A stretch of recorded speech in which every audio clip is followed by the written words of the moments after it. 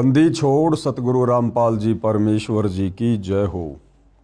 परम पिता परमात्मा सारी सृष्टि के रचनहार कुल मालिक असंख्य ब्रह्मांडों के स्वामी जगत गुरु तीनों लोकों में प्रवेश करके सबका धारण पोषण करने वाले राजाधिराज आत्माधार नाथों के नाथ देवों के देव महादेव सर्वेश्वर महेश्वर मृत्युंजय अजरो अमर आदि अनादि सनातनी प्रभु जगत पिता जगदीश्वर श्री श्री 1008 की उपाधि के वास्तविक अधिकारी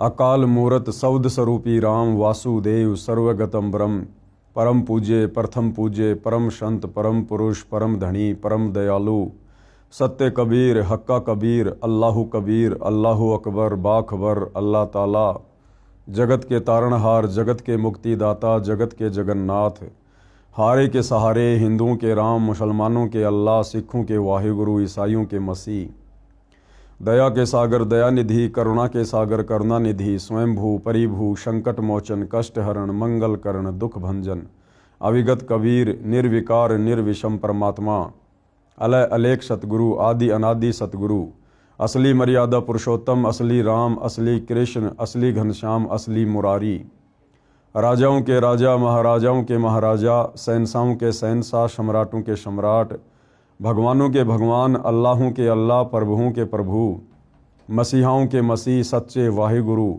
बाबाओं के बाबा पीरों के पीर सेठों के सेठ जगत सेठ सावलसा सेठ सर्वगुण संपन्न अनंत कोटि कलाओं के स्वामी अनंत कोटि ब्रह्मांडों के नायक योगियों में महायोगी ध्यानियों में महाध्यानी सिद्धों में परम सिद्ध ज्ञानियों में तत्वज्ञानी ब्रह्म ज्ञानी महाज्ञानी परम ज्ञानी सर्वश्रेष्ठ ज्ञानी विज्ञानी युवा कबीर समर्थ कबीर असमवात अमित ओजा सच्चे रहनुमा करीम अल्लाह शुभान अल्लाह दुनिया के अंतिम पैगंबर 8 सितंबर 1951 से गांव धनाना जिला सोनीपत हरियाणा भारतवर्ष की पावन भूमि पे प्रकट रियल कल की भगवान श्री नारायण साकार हरि श्री बाबा साहेब नूर अनंत परमात्मा सच्चे दरवेश सच्चे बाखबर संत शिरोमणि सतगुरु रामपाल जी परमेश्वर जी के चरण कमल में साध संगति से जुड़े हुए देश विदेश से आप और हम सभी सत्सेवक भाई बहनों का अनंत कोटि दंडवत प्रणाम।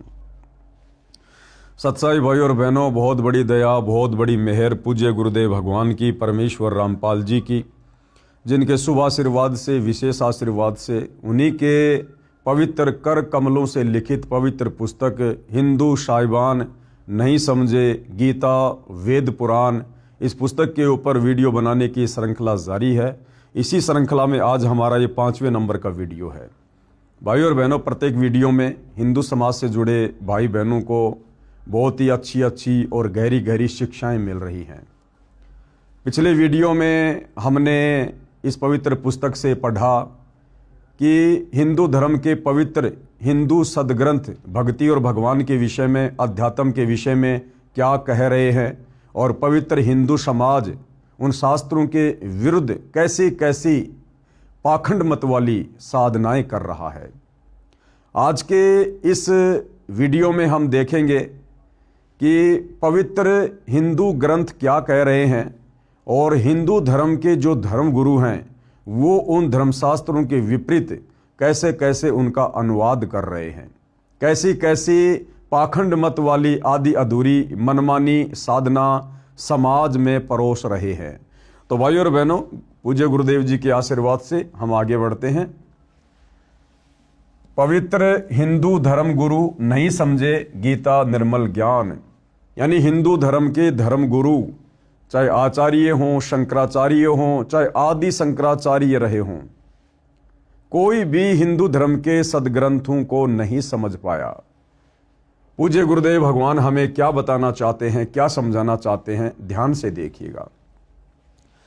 पेश है एक झलक गुरुओं के अनुवाद की, यानी हिंदू धर्म के धर्म गुरुओं ने जिस प्रकार से गीता जी के श्लोकों का अनुवाद किया है वो कितना सही है कितना गलत है, किस प्रकार से किया है।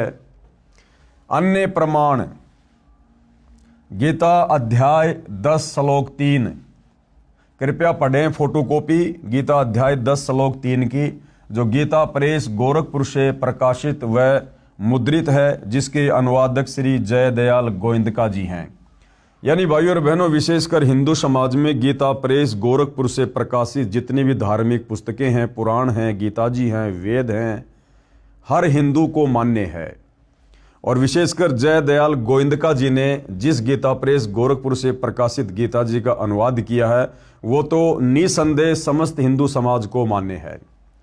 तो देखिएगा किस प्रकार से गीता के अनुवादकों ने गीता के श्लोकों का उल्टा अर्थ किया है। ये श्लोक आपकी आंखों के सामने है। गीता जी अध्याय 10 श्लोक 3 की फोटोकॉपी है ये माम अजम अनादिम च वेति लोक महेश्वरम अश्मूढ़ स मृतेषु सर्व पापे प्रमुचते। इधर संस्कृत है और इधर अनुवादकों ने हिंदी में अनुवाद किया है। जो मुझको अजन्मा अर्थात वास्तव में जन्म रहित अनादि और लोकों का महान ईश्वर तत्व से जानता है, वह मनुष्यों में भगवान पुरुष, ज्ञानवान पुरुष संपूर्ण पापों से मुक्त हो जाता है। यह अनुवाद किया है भाइयों और बहनों हिंदू धर्म के अनुवादकों ने गीता जी का। ये गीता अध्याय 10 श्लोक नंबर 3 की फोटोकॉपी है, जिसमें अनुवादक के द्वारा गीता ज्ञान देने वाले ब्रह्म को अजन्मा, अनादि, कभी ना मरने वाला, नाशवान भगवान कहकर संबोधित किया गया है।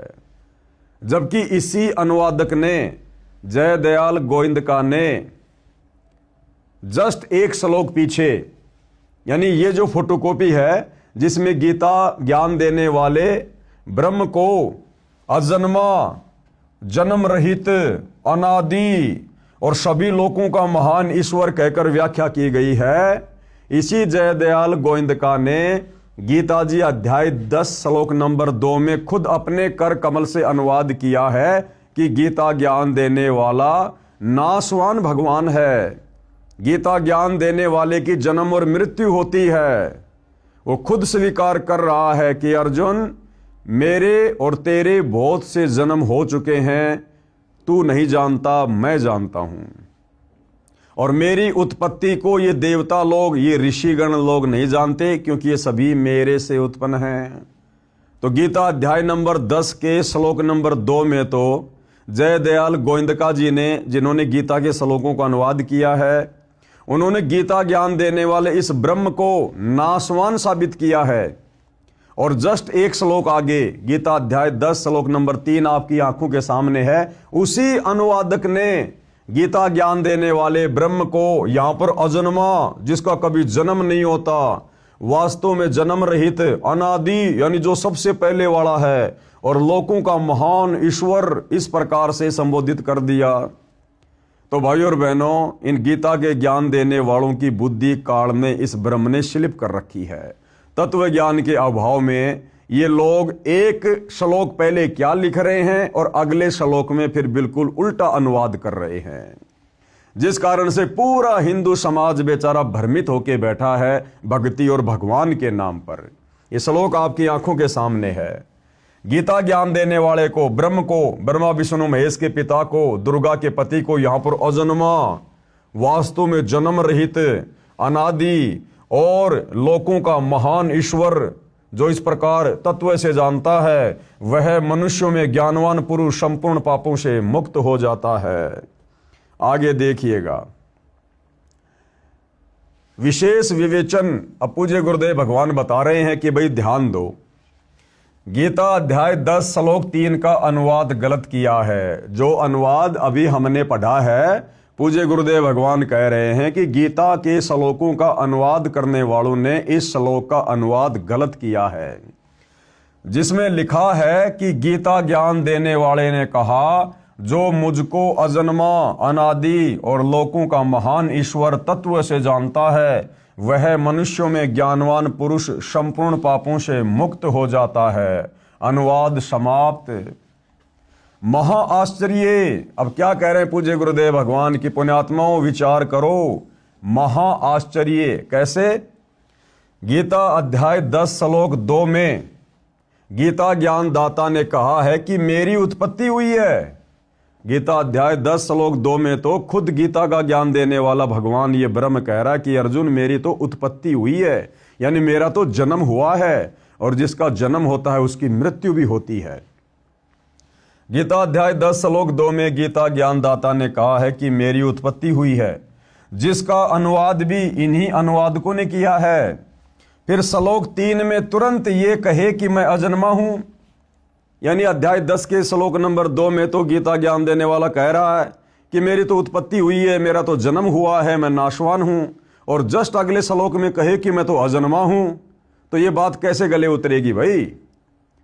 तो इन अनुवादकों ने भी जरा सा विचार नहीं किया भाई और बहनों, और जैसा इनकी बुद्धि ने काम किया उस हिसाब से गीता के श्लोकों को ना समझकर अपने बुद्धि स्तर से काल प्रेरणा से उनका अनुवाद करके समाज में पेश कर दिया, और भोले भाले समाज ने इस आधे अधूरे ज्ञान को स्वीकार भी कर लिया।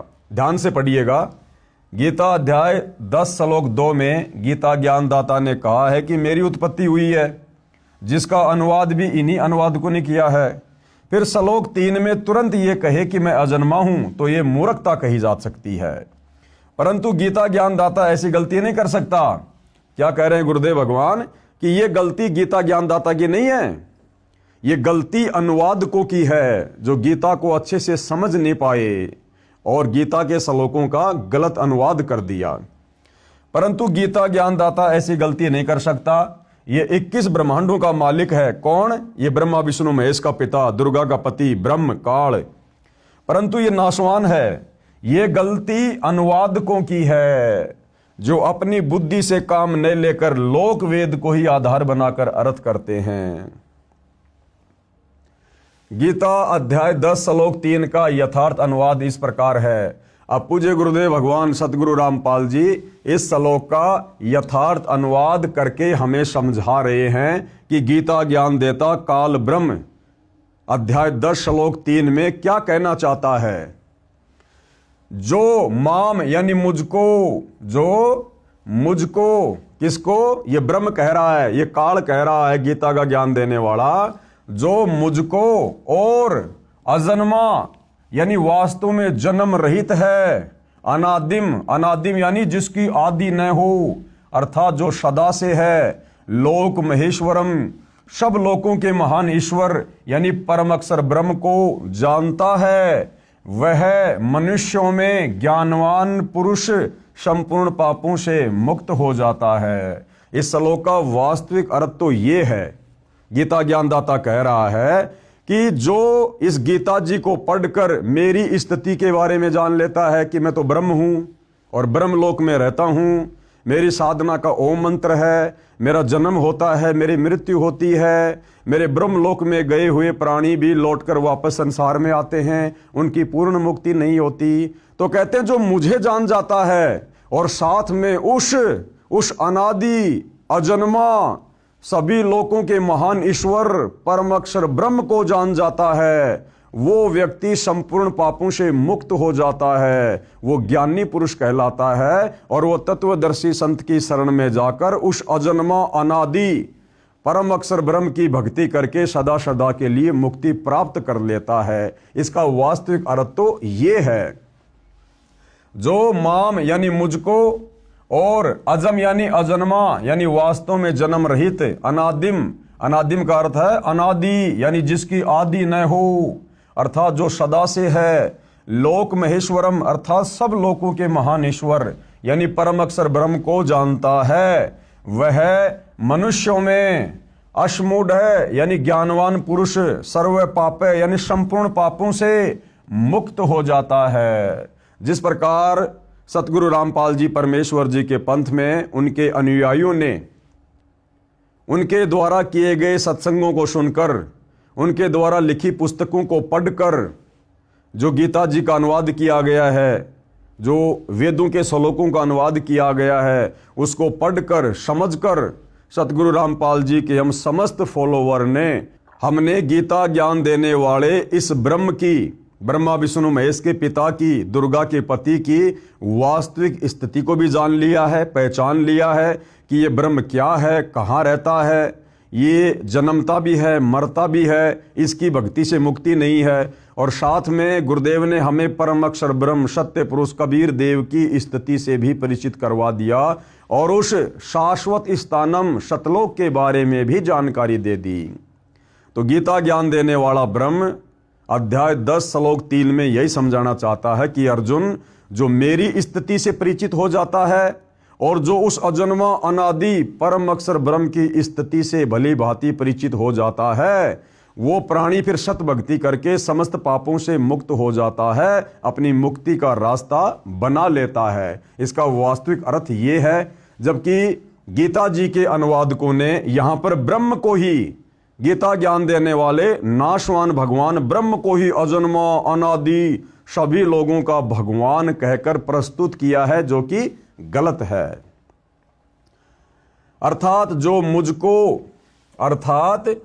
मुझको तथा अजन्मा को, अजन्मा कौन? जिसको कभी जन्म ही ना हुआ हो, जो स्वयंभू परमात्मा है, परम अक्षर ब्रह्म सत्य पुरुष कबीर देव, तथा अजन्मा को यानी परम अक्षर ब्रह्म को, जो वास्तव में जन्म रहित को, अनादि को यानी जो सदा से है, उस सब लोगों के महान ईश्वर यानी कुल के मालिक को तत्व से जानता है, वह मनुष्यों में ज्ञानवान पुरुष यानी तत्वदर्शी संत संपूर्ण पापों से मुक्त हो जाता है। आगे गुरुदेव कह रहे हैं ध्यान देने योग्य बातें। कौन सी बातें हैं जो ध्यान देने योग्य हैं?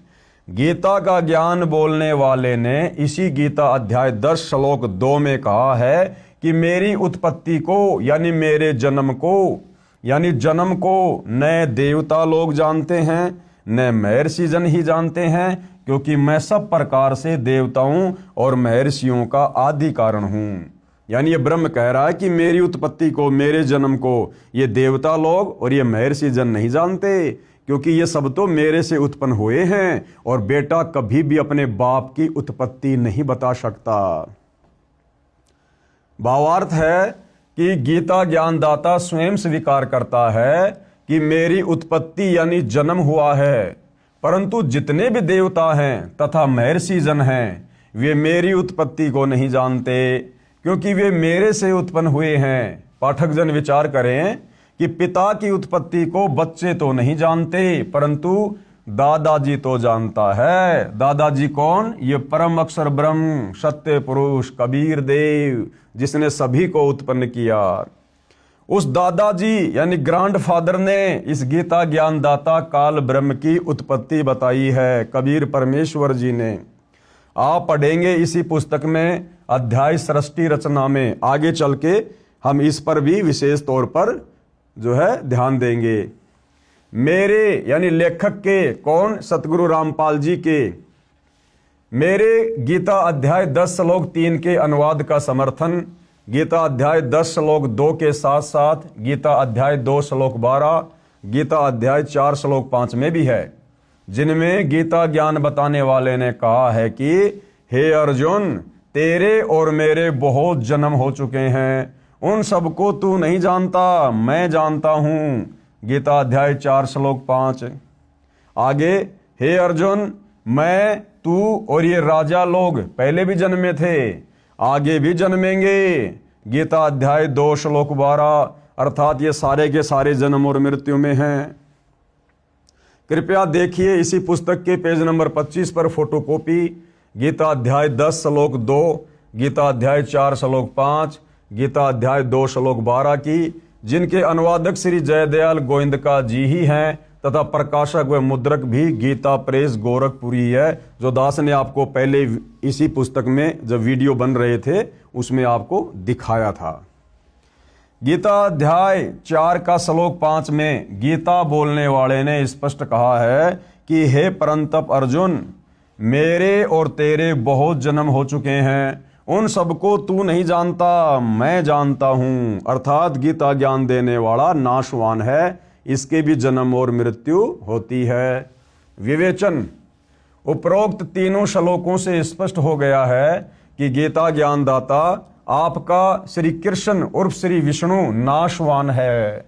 यानी आम हिंदू समाज गीता का ज्ञान देने वाला श्री कृष्ण जी को मानता है, तो श्री कृष्ण जी कहो चाहे श्री विष्णु जी कहो, क्योंकि विष्णु जी के अवतार श्री कृष्ण जी थे।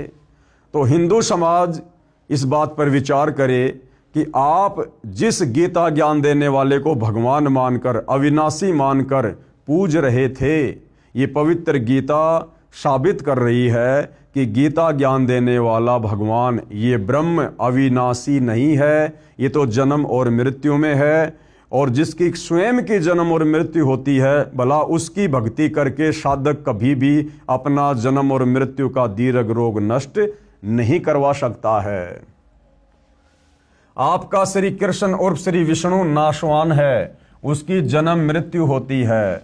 अन्य प्रमाण देखो जो स्पष्ट करते हैं कि हिंदू धर्मगुरु नहीं समझे गीता का निर्मल ज्ञान।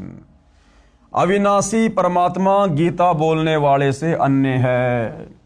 अब क्या स्पष्ट करने जा रहे हैं पूज्य गुरुदेव भगवान इसी पवित्र गीता जी से, जो कि हिंदुओं का सर्वमान्य ग्रंथ है, कि वो अविनाशी परमात्मा, अजन्मा अनादि परमात्मा, जिसने सारी सृष्टि को रचा है, परम अक्षर ब्रह्म, सत्य पुरुष, कबीर देव, वो अविनाशी परमात्मा गीता का ज्ञान देने वाले इस नाशवान ब्रह्म से अलग है। अविनाशी परमात्मा गीता बोलने वाले से अन्य है। प्रमाण, अविनाशी परमात्मा तो गीता ज्ञान दाता यानी आपके श्री कृष्ण जी उर्फ श्री विष्णु जी से अन्य है, जो सर्व प्राणियों की उत्पत्ति करता है, यानी जिससे यह जगत व्याप्त है। यानी जिस अविनाशी परमात्मा ने, परम अक्षर ब्रह्म ने सारी सृष्टि को रचा है, वो तो गीता का ज्ञान देने वाले इस ब्रह्म से अलग है, जो सबका धारण पोषण करने वाला है। गीता ज्ञानदाता ने अर्जुन को उसकी शरण में जाने के लिए कहा है, अध्याय 18 श्लोक नंबर 62 में, कि तू सर्वभाव से उस परमेश्वर की शरण में जा। गीता ज्ञानदाता ने अर्जुन को उसकी शरण में जाने के लिए कहा है कि यदि अर्जुन तू जन्म मरण तथा जरा यानी बुढ़ापा, वृद्धावस्था से पूर्ण रूप से छुटकारा चाहता है, शाश्वत स्थान यानी अमर लोक यानी सतलोक प्राप्त करना चाहता है, तथा परम शांति चाहता है, तो मेरे से अन्य उस परमेश्वर, कौन से परमेश्वर की? परम अक्षर ब्रह्म की शरण में जा, जो गीता अध्याय नंबर 15 श्लोक नंबर 17 में कहा कि उत्तम पुरुष है तू अन्य, यानी वो सर्वश्रेष्ठ परमात्मा तो वो तीसरे नंबर का है, जो सतलोक में रहता है। प्रमाण के लिए पेश है गीता अध्याय 2 श्लोक 17। प्रमाण के लिए पेश है गीता अध्याय 2 श्लोक 17, गीता अध्याय 15 श्लोक 17, गीता अध्याय 18 श्लोक 46, 61 तथा 62। गीता अध्याय 2 श्लोक 17 में, अब ये गीता अध्याय 2 श्लोक नंबर 17 में क्या कहा गया है? गीता ज्ञान दाता ने, यानी गीता का ज्ञान देने वाले इस ब्रह्म ने, नाशवान भगवान ने अपने से अन्य अविनाशी परमेश्वर के विषय में कहा है। अविनाशी परमेश्वर कौन? जो कभी भी जन्म और मृत्यु में नहीं आता, कि नाश रहित यानी अविनाशी तो उसको जान जिससे ये संपूर्ण जगत व्याप्त है, यानी जिसने सारी सृष्टि को रचा है। इस अविनाशी का विनाश करने में यानी उसको मारने में कोई भी समर्थ नहीं है। पेश है फोटोकॉपी गीता अध्याय 2 श्लोक नंबर 17 की। अपनी आंखों से देखिए भाई और बहनों, कितना क्लियर किया गया है इस पवित्र ग्रंथ गीता में। अविनाशी तू तत् विधि येन सर्वम इदम ततम विनाशम अव्यस्य अस्य न कश्चित कृत्युम अहर्ति। एक तरफ संस्कृत है, बिल्कुल बराबर में हिंदी में अनुवाद है। अब गीता ज्ञान देने वाला ये ब्रह्म, ये नाशवान भगवान अपने से अन्य उस अविनाशी परम अक्षर ब्रह्म के विषय में अर्जुन को क्या कह रहा है? नाश रहित यानी जिसका कभी विनाश नहीं होता, नाश रहित तो तू उसको जान जिससे यह संपूर्ण दृश्य वर्ग यानी संपूर्ण जगत व्याप्त है। इस अविनाशी का विनाश करने में कोई भी समर्थ नहीं है।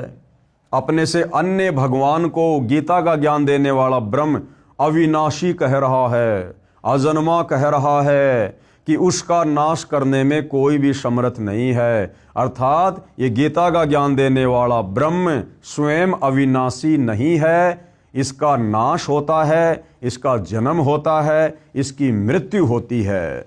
ये सुप्रीम गॉड नहीं है गीता का ज्ञान देने वाला। यही प्रमाण गीता अध्याय 18 श्लोक 46 में भी है। इसमें भी गीता ज्ञान दाता ने यानी ब्रह्म ने अपने से अन्य परमेश्वर के विषय में कहा है, परम अक्षर ब्रह्म के विषय में, कि जिस परमेश्वर से संपूर्ण प्राणियों की उत्पत्ति हुई है और जिससे ये समस्त जगत व्याप्त है, उस परमेश्वर की अपने स्वाभाविक कर्मों द्वारा पूजा करके मनुष्य परम सिद्धि को प्राप्त हो जाता है। यहां भी गीता बोलने वाले ने अपने से अन्य परमेश्वर के विषय में कहा है। आगे देखिए भाई और बहनों, पेश है गीता अध्याय 18 श्लोक 46 की फोटोकॉपी। ये संस्कृत में श्लोक आप जी की आंखों के सामने है, पढ़ सकते हैं, देख सकते हैं। जिस परमेश्वर से संपूर्ण प्राणियों की उत्पत्ति हुई है, कौन कह रहा है? गीता का ज्ञान देने वाला ब्रह्म।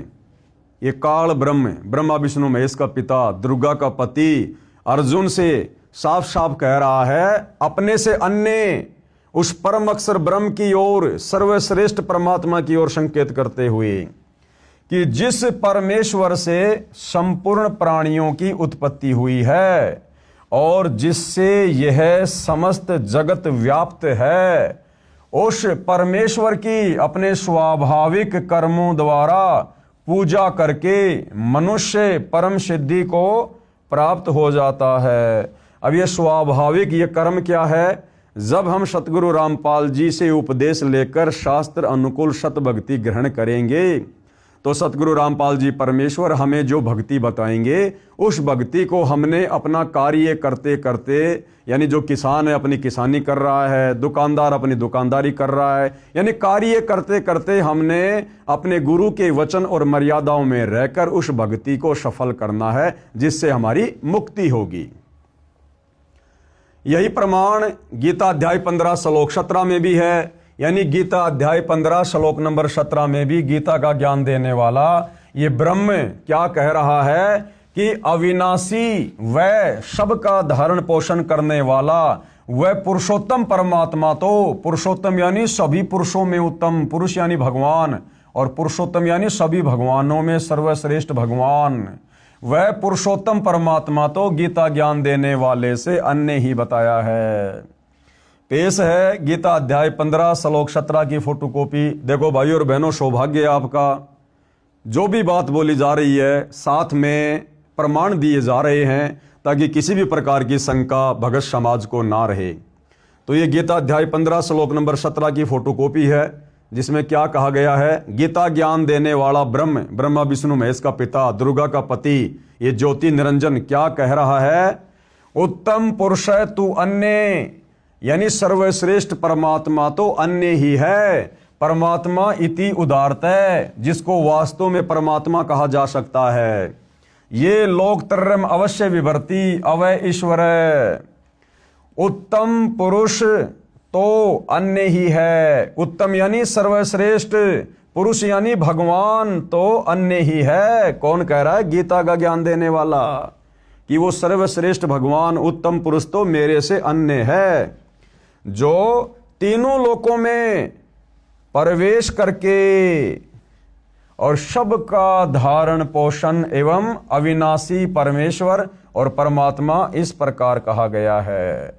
क्लियर कर दिया गीता अध्याय 15 श्लोक नंबर 17 में गीता का ज्ञान देने वाले ब्रह्म ने कि अर्जुन, मैं सर्वश्रेष्ठ परमात्मा नहीं हूं, मैं अविनाशी परमात्मा नहीं हूं, मेरी तो जन्म और मृत्यु होती है, मेरी भक्ति से पूर्ण मुक्ति नहीं हो सकती है, मेरी भक्ति करने वाले प्राणी 84 लाख योनियों में जाकर कष्ट भोगने से नहीं बच सकते, मेरी भक्ति करने वाले साधक नरक भोगने से नहीं बच सकते। यदि तूने इन सभी दुखों से छुटकारा चाहिए, पूर्ण मुक्ति चाहिए, शाश्वत स्थानम सतलोक चाहिए, तो आपने मेरे से अन्य उस उत्तम पुरुष की भक्ति करनी पड़ेगी, परम अक्षर ब्रह्म की भक्ति करनी पड़ेगी, जिसकी जानकारी गीता अध्याय 4 श्लोक नंबर 34 में बताया कि तू तत्वदर्शी संत की खोज कर। तो भाई और बहनों, बड़े सौभाग्य से वो तत्वदर्शी संत वर्तमान में धरती पर सतगुरु रामपाल जी हैं, जिनके पास में संपूर्ण यथार्थ आध्यात्मिक ज्ञान है, पूर्ण मुक्ति का पूर्ण मार्ग है। गीता अध्याय 18 श्लोक 61 में भी, गीता अध्याय 18 श्लोक 61 में भी गीता ज्ञानदाता ने अपने से अन्य परमेश्वर के विषय में कहा है। 18वें अध्याय के 61वें श्लोक में भी गीता का ज्ञान देने वाले ब्रह्म ने, इस ज्योति निरंजन ने, काल ब्रह्म ने, दुर्गा के पति ने, ब्रह्मा विष्णु महेश के पिता ने अपने से अन्य उस सर्वश्रेष्ठ परमात्मा की ओर इशारा किया है।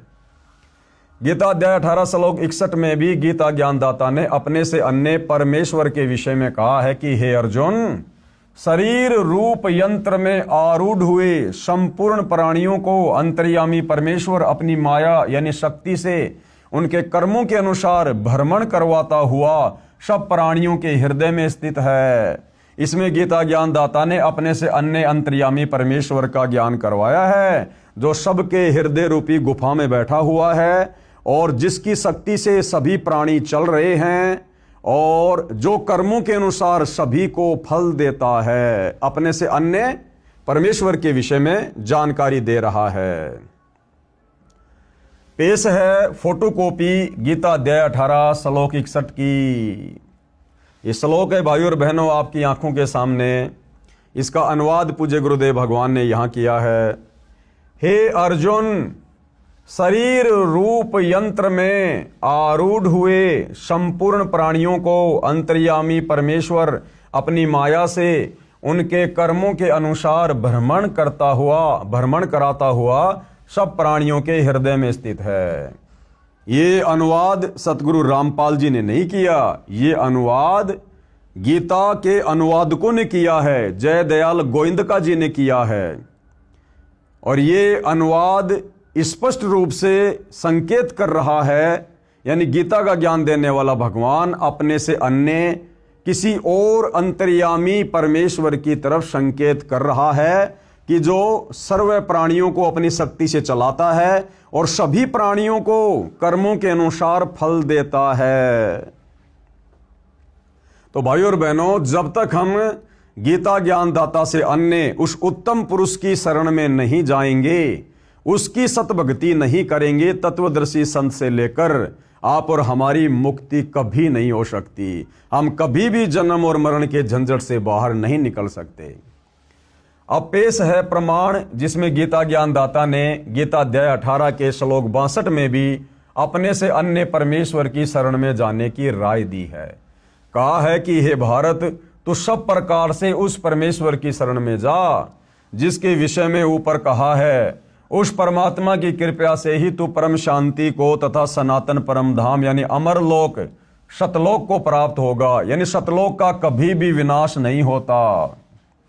वह परमेश्वर कौन है, उसके विषय में गीता ज्ञान बोलने वाले ने गीता अध्याय 8 श्लोक 3 में बताया है कि वह परम अक्षर ब्रह्म है। क्या नाम है उसका? जिसकी शरण में जाने के बाद, जिसके सतलोक में जाने के बाद ये प्राणी फिर कभी जन्म और मृत्यु में नहीं आता, सदा सदा के लिए वहां पर सुख भोगता है। उस सतलोक में कोई दुख नहीं, कोई कष्ट नहीं, कोई लड़ाई झगड़ा नहीं, वहां कोई नरक नहीं है, 84 लाख योनियां नहीं है, वहां जीव की कभी मृत्यु नहीं होती है, वहां कभी बुढ़ापा नहीं है, वहां अखंड भंडारे हैं, सुख ही सुख हैं, सर्व वहां पर साधन मुफ्त में उपलब्ध हैं उस परम अक्षर ब्रह्म की रजा से, उसकी कृपा से। तो वहां जाने के बाद ही हमारे को परम शांति मिल सकती है, क्योंकि जब तक हम जन्मेंगे मरेंगे हम कभी भी परम शांति को प्राप्त नहीं हो सकते। जहां जन्म और मरण नहीं होगा वहीं जाकर हमें परम शांति मिलेगी, और वो परम शांति उस परम अक्षर ब्रह्म के सतलोक में है, सतलोक में। पेश है फोटोकॉपी गीता अध्याय 18 श्लोक 62 की। तम एवं शरणम गच्छ सर्वभावेन भारत, तत्प्रसादात प्राम शांतिम स्थानम प्रापेसी शाश्वतम। हे भारत यानी हे अर्जुन, कौन कह रहा है? गीता का ज्ञान देने वाला भगवान। हे भारत, तू सब प्रकार से उस परमेश्वर की ही शरण में जा। सब प्रकार से यानी इस ब्रह्म की भक्ति भी छोड़ दे, देवी देवताओं की भक्ति भी छोड़ दे, ये दुनिया भर के पाखंड पूजा, ये कर्म कांड सब कुछ छोड़ दे। तुझे तत्वदर्शी संत जो शत भक्ति दे, जो मंत्र दे, जो धर्म यज्ञ की जानकारी दे, केवल तूने उसकी मर्यादा में रहकर उतना ही करना है, फिर तेरा मोक्ष निश्चित है। इसको कहते हैं सर्वभाव से, सब प्रकार से, तन मन धन से समर्पित होकर। हे भारत, सब प्रकार से उस परमेश्वर की ही शरण में जा, उस परमात्मा की कृपा से ही। अब देखो, गीता ज्ञान देने वाला अपने से अन्य किसी और परमात्मा की शरण में जाने के लिए कह रहा है। उस परमात्मा की कृपा से ही तू परम शांति को तथा सनातन परम धाम को, सनातन परम धाम यानी वो सबसे पहले वाला स्थान जो कभी भी विनाश में नहीं आता, जहां कभी कोई प्रलय नहीं होती, महाप्रलय नहीं होती है, जिसका कभी विनाश नहीं होता है। कहते हैं उस परमात्मा की कृपा से तू उस परम शांति को तथा सनातन परम धाम को प्राप्त होगा। तो भाइयों और बहनों, गीता जी बिल्कुल शब्दा शब्द क्लियर कर रही है कि गीता का ज्ञान देने वाला सर्वश्रेष्ठ परमात्मा नहीं है। गीता ज्ञान देने वाले की भक्ति करने से मुक्ति नहीं हो सकती है।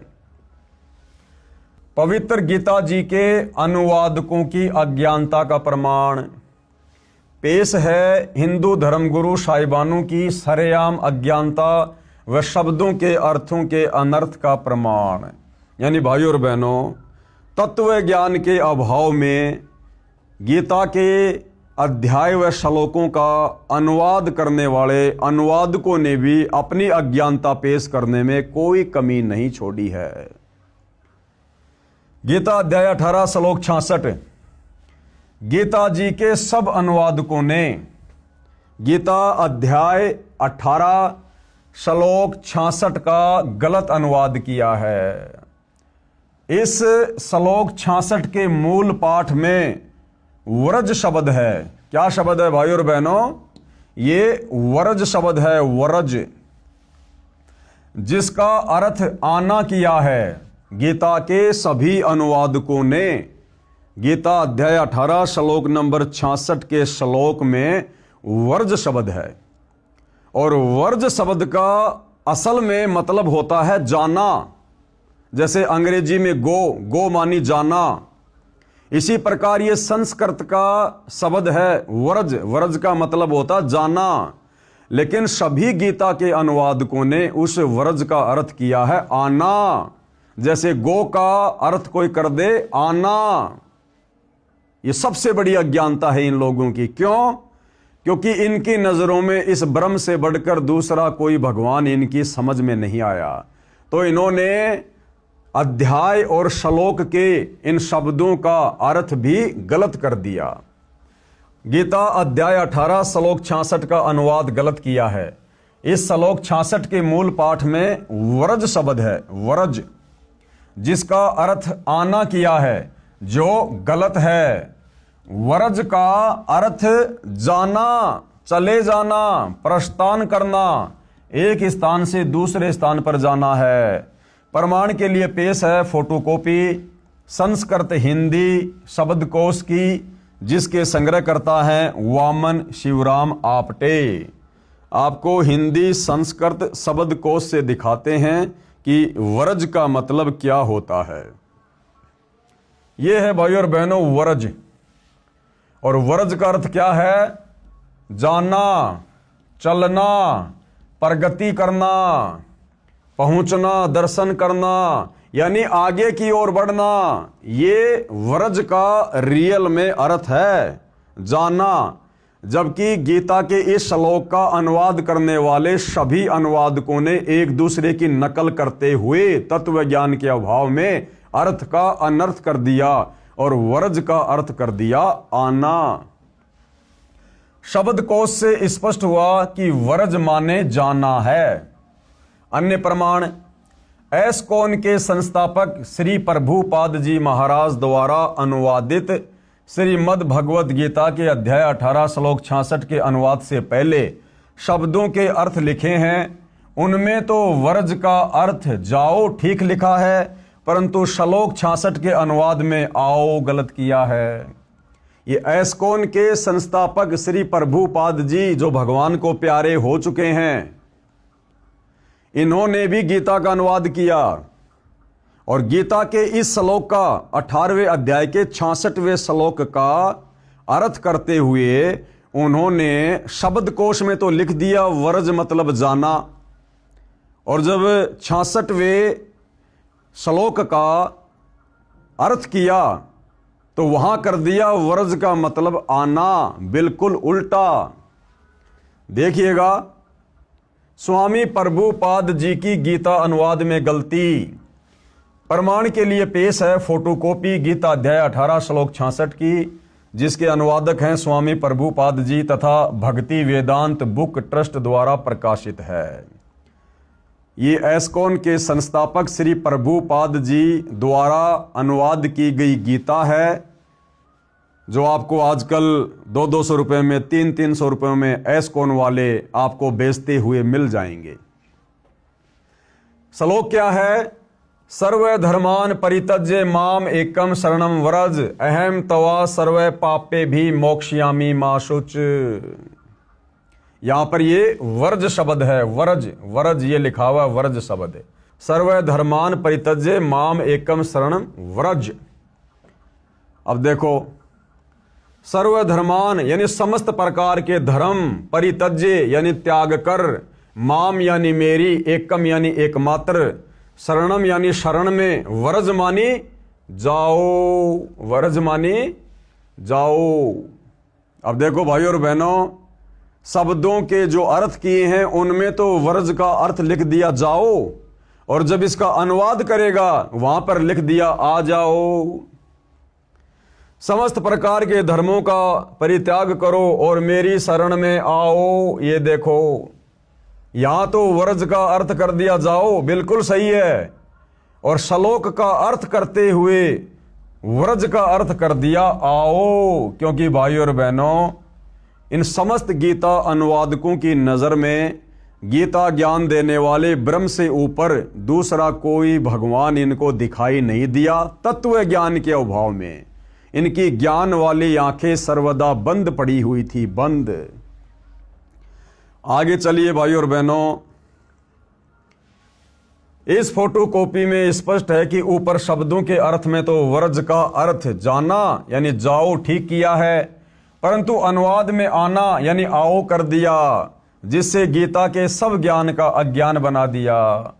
कारण यही रहा कि इन गुरुजनों को श्री कृष्ण से आगे का ज्ञान ही नहीं है, इनको अपने सदग्रंथों का भी ज्ञान नहीं है, इसलिए लिख दिया कि मेरी शरण में आ जा। यानी इन अनुवादकों ने देखा कि भैया गीता अध्याय नंबर 18 श्लोक नंबर 66 कि सर्वधर्मान परित्यज्य माम एकम शरणम व्रज अहम तवा सर्व पापे भी मोक्ष्यामि मा शुच। इन्होंने देखा कि भगवान अपने से अन्य और किसकी शरण में जाने के लिए कह रहे हैं? व्रज यानी जाना, कि हे अर्जुन, तू सब प्रकार से मेरे निमित्त, मेरे लेवल की जितने भी पूजा भक्ति साधना जप तप की कमाई है वो मुझे समर्पित कर दे, और तू उस एकमात्र अद्वितीय परमात्मा की शरण में जा। मैं तुझे सब प्रकार के पापों से बंधनों से मुक्त कर दूंगा। इसका रियल अर्थ तो है ये।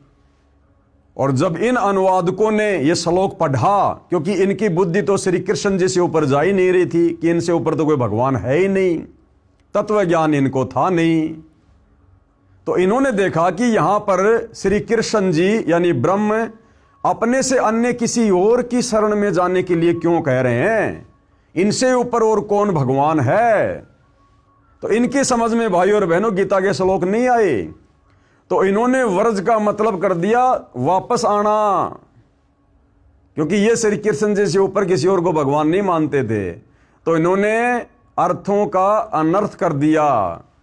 अब बताओ, जब हमारे गीता अनुवादकों को ही गीता जी का ज्ञान नहीं, तत्व ज्ञान नहीं, शास्त्रों का ज्ञान नहीं, सर्वश्रेष्ठ परमात्मा की जानकारी नहीं, जबकि यही गीता जी और यही गीता का ज्ञान देने वाला ब्रह्म चीख चीख कर कह रहा है, अध्याय 2 श्लोक नंबर 17 कि मेरे से अन्य वो सर्वश्रेष्ठ परमात्मा है जो अजन्मा है, अनादि है, सभी लोगों को जिसने बनाया है, तो सर्वभाव से उसकी शरण में जा। लेकिन ये गीता के अनुवादक वहां तक नहीं पहुंच पाए, तत्वदर्शी संत की शरण के अभाव में, और इन्होंने श्लोकों के अर्थों का भी अनर्थ कर दिया। इनको अपने सदग्रंथों का भी ज्ञान नहीं है, इसलिए लिख दिया कि मेरी शरण में आ जा। गीता अध्याय 18 श्लोक 62 में गच्छ शब्द है, जिसका अर्थ भी जाना है, वहां ठीक कर दिया। जब श्लोक 62 में गीता ज्ञानदाता अपने से अन्य उस परमेश्वर यानी तत्व ब्रह्म यानी परम अक्षर ब्रह्म की शरण में जाने को कह रहा है, श्लोक 66 में अपनी शरण में आने को नहीं कहा, क्योंकि गीता अध्याय 2 श्लोक 7 में अर्जुन ने कहा कि मैं आपकी शरण हूं, यानी अर्जुन शरण में तो पहले से ही था। फिर यह कहना कि मेरी शरण में आ जा, न्याय संगत भी नहीं है। यह अध्यात्म ज्ञान का टोटा है हमारे इन धर्म गुरुओं का, जिनको हम विद्वान माना करते थे और भक्ति के सर्वश्रेष्ठ मार्गदर्शक माना करते थे। इन लोगों को तो अब पता चला सतगुरु रामपाल जी के ज्ञान से कि इन हमारे अनुवादकों को, धर्म गुरुओं को तो भक्ति मार्ग की ABCD का भी पता नहीं था। पेश है लेखक द्वारा किया इस श्लोक का यथार्थ अनुवाद। लेखक कौन? सतगुरु रामपाल जी ने अब गीता अध्याय 18 श्लोक 66 का यथार्थ सही अनुवाद किया है, जो इस प्रकार है। सर्वधर्मान परित्यज्य माम एकम शरणम व्रज। सर्वधर्मान परित्यज्य माम कौन कह रहा है? ये गीता ज्ञान देने वाला ब्रह्म अर्जुन से कह रहा है कि अर्जुन, मेरे लेवल की जो साधना है, ओम नाम की जो कमाई है और जो भी धर्म कर्म की कमाई है, वो तू मुझे समर्पित कर दे। सर्वधर्मान परित्यज्य माम और एकम शरणम व्रज। एकम यानी अद्वितीय, जिसके समान कोई दूसरा ना हो, वो परम अक्षर ब्रह्म। एकम शरणम व्रज, उस एक अद्वितीय परमात्मा की शरण में जा। व्रज यानी जा। अहम तवा सर्व पापे भे मोक्षयामी माशुच। मैं तुझे सब प्रकार के पाप कर्मों से मुक्त कर दूंगा, यानी मैं तुझे फ्री कर दूंगा। इसका रियल अर्थ तो ये है। अनुवाद, गीता ज्ञान देने वाले ने कहा है कि सर्वधर्मान माम, यानी मेरे स्तर के जितने भी धार्मिक कर्म हैं, उन सबको मुझ में परित्यज्य यानी त्याग कर, एकम यानी उस एक सर्वशक्तिमान परम अक्षर ब्रह्म की शरणम यानी शरण में, व्रज यानी जा। व्रज यानी जा। अहम यानी मैं, तवा यानी तेरे को, सर्व पापे भे यानी सब पापों से, मोक्षयामी यानी मुक्त कर दूंगा, मां शुच यानी शोक ना कर, तू दुख ना मान, परेशान ना हो, चिंता ना कर। मेरे लेवल की भक्ति साधना, ओम नाम की कमाई मुझ में समर्पित कर दे, मेरे को संकल्प कर दे। मैं तुझे 21 ब्रह्मांड से मुक्त कर दूंगा, जन्म मरण से मुक्त कर दूंगा। और उस परम अक्षर ब्रह्म की शरण में जा और उसके द्वारा बताई गई सत साधना कर और भाई अपना मोक्ष करवा। विशेष इस श्लोक में एकम एक शब्द है, इसका अर्थ एक यानी अद्वितीय परमेश्वर है। एकम यानी अद्वितीय, जिसके समान कोई दूसरा ना हो।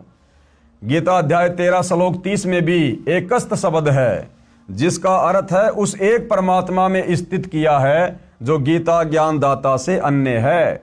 गीता अध्याय 13 श्लोक 27, 28 तथा 30 में भी गीता ज्ञान देने वाले काल ब्रह्म ने अपने से अन्य परमेश्वर की जानकारी दी है। कहा है कि गीता अध्याय 13 श्लोक 27, ये गीता अध्याय 13 श्लोक 27, इसमें गीता का ज्ञान देने वाला ये ब्रह्म क्या कह रहा है? जो साधक नष्ट होते हुए सब प्राणियों में परमेश्वर यानी परम अक्षर ब्रह्म को अविनाशी तथा समभाव से देखता है, वह परमेश्वर को सही रूप में देखता है, यानी वह उस परमेश्वर को ठीक से समझा है।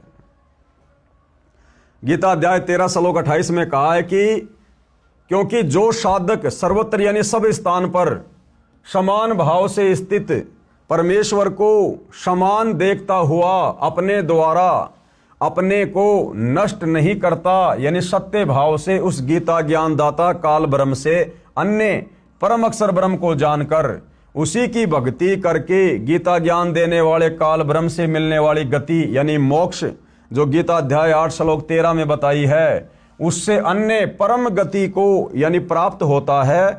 यही प्रसंग गीता अध्याय 13 श्लोक 30 में चला है। कहा है, जिसका समय साधक प्राणियों के पृथक पृथक भाव को एकस्तम यानी उस अद्वितीय एक परमात्मा से एवं यानी ही विस्तारम यानी सब प्राणियों का विस्तार यानी उत्पत्ति होना देखता है यानी जानता है, उस समय उस परमेश्वर को पूजकर उसी को प्राप्त हो जाता है। इससे सिद्ध हो जाता है कि गीता अध्याय 18 श्लोक 66 में एकम शरणम व्रज का अर्थ भी उस परम अक्षर ब्रह्म की शरण में जाओ ही सही है। पेश है गीता अध्याय 18 श्लोक 66 की अन्य अनुवादकों की फोटो कॉपियां, यानी एकमात्र सतगुरु रामपाल जी के अलावा जितने भी अनुवादकों ने गीता का अनुवाद किया है, सब ने एक दूसरे की नकल कर ली, कॉपी कर ली और वर्ज का अर्थ जो जाना होता है सब ने आना लिख दिया।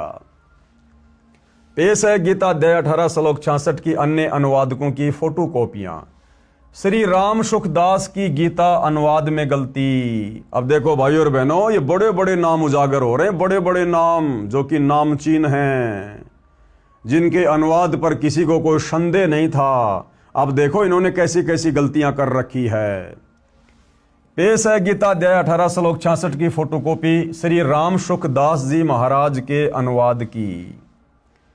ये गीता प्रबोधनी मोटा टाइप स्वामी राम सुखदास प्रकाशक एवं मुद्रक गीता प्रेस गोरखपुर। ये देखिएगा अध्याय 18 श्लोक 66 सर्वधर्मान परित्यज्य माम एकम शरणम व्रज अहम तवा सर्व पापे भे मोक्षयामि मा शुच। संपूर्ण धर्मों का आश्रय छोड़कर तू केवल मेरी शरण में आ जा। व्रज का अर्थ क्या कर दिया? आ जा, जबकि व्रज का अर्थ क्या करना था? चला जा। मैं तुझे संपूर्ण पापों से मुक्त कर दूंगा, चिंता मत कर। यानी श्री राम सुखदास जी ने भी गीता जी का यथार्थ अनुवाद नहीं किया। आगे बढ़ते हैं भाइयों और बहनों। श्री ज्ञानानंद जी महाराज की गीता अनुवाद में गलती। पेश है गीता अध्याय 18 श्लोक 66 की फोटोकॉपी श्री ज्ञानानंद महाराज जी के अनुवाद की। ये श्री ज्ञानानंद जी के द्वारा अनुवाद की गई गीता है। श्रीमद् भगवद गीता, गीता ज्ञान सुधा, श्री स्वामी श्री ज्ञानानंद जी महाराज। ये रहा अध्याय 18 श्लोक 66 सर्वधर्मान परित्यज्य माम एकम शरणम। ये व्रज शब्द है, व्रज व्रज। अहम तवा सर्व पापे भे मोक्षयामि मा शुच। संपूर्ण धर्मों का आश्रय छोड़कर तू केवल मेरी शरण में आ जा। इन्होंने भी क्या कर रखा है? आ जा, जबकि ये करना चाहिए था जा। यानी श्री ज्ञानानंद जी ने भी गीता जी का यथार्थ अनुवाद नहीं किया। आगे बढ़िए भाइयों और बहनों। श्री सुधांशु जी महाराज की गीता अनुवाद में गलती।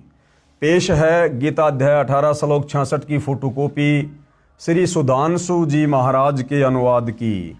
ये श्री सुधांशु जी के कर कमल से अनुवाद की गई गीता है। श्रीमद् भगवद गीता, गीता अमृत प्रवचन परम पूज्य श्री सुधांशु जी महाराज। अध्याय 18 श्लोक 66 सर्वधर्मान परित्यज्य माम एकम शरणम व्रज। ये व्रज शब्द है। और क्या अनुवाद किया है? सभी धर्मों को छोड़कर तू मेरी शरण में आ जा। ये देखिए, आ और जा, आ जा। यानी श्री सुधांशु जी ने भी गीता जी का गलत अर्थ किया है अध्याय 18 श्लोक नंबर 62 का। अब देखिए भाइयों और बहनों, श्री आसाराम जी महाराज की गीता अनुवाद में गलती। पेश है गीता अध्याय 18 श्लोक 66 की फोटोकॉपी श्री आसाराम जी महाराज के अनुवाद की। श्रीमद् भगवद गीता महात्म्य श्लोक अनुवाद महिला उत्थान ट्रस्ट संत श्री आसाराम जी आश्रम। अध्याय 18 श्लोक 66। सर्वधर्मान परित्यज्य माम एकम शरणम व्रज, ये व्रज शब्द है। और अनुवाद क्या किया है? संपूर्ण धर्मों को अर्थात संपूर्ण कर्तव्यों को मुझ में त्याग कर तू केवल एक मुझ सर्वशक्तिमान सर्वाधार परमेश्वर की शरण में आ जा। अरे वो तो पहले से ना उसकी शरण में है, वो तो अपने से अन्य किसी और सर्वश्रेष्ठ परम अक्षर ब्रह्म की शरण में जाने के लिए कह रहा है। लेकिन सब ने एक दूसरे की अनुवाद करते समय नकल कर रखी है। तो श्री आसाराम जी के द्वारा किया गया अनुवाद भी गलत है, रॉन्ग है। श्री अड़गड़ानंद जी महाराज की गीता अनुवाद में गलती। भाई और बहनों, इनके तो नाम से साबित हो जाता है कि श्री अड़गड़ानंद जी महाराज ने तो गीता के अध्याय 18 श्लोक 66 का अनुवाद करते समय अपना अड़ंगा अड़ाना ही अड़ाना था। पेश है गीता अध्याय 18 श्लोक 66 की फोटोकॉपी श्री अड़गड़ानंद जी महाराज के अनुवाद की। श्रीमद् भगवद गीता यथार्थ गीता मानव धर्मशास्त्र कहाँ से प्रकाशित है? आपकी आंखों के सामने है।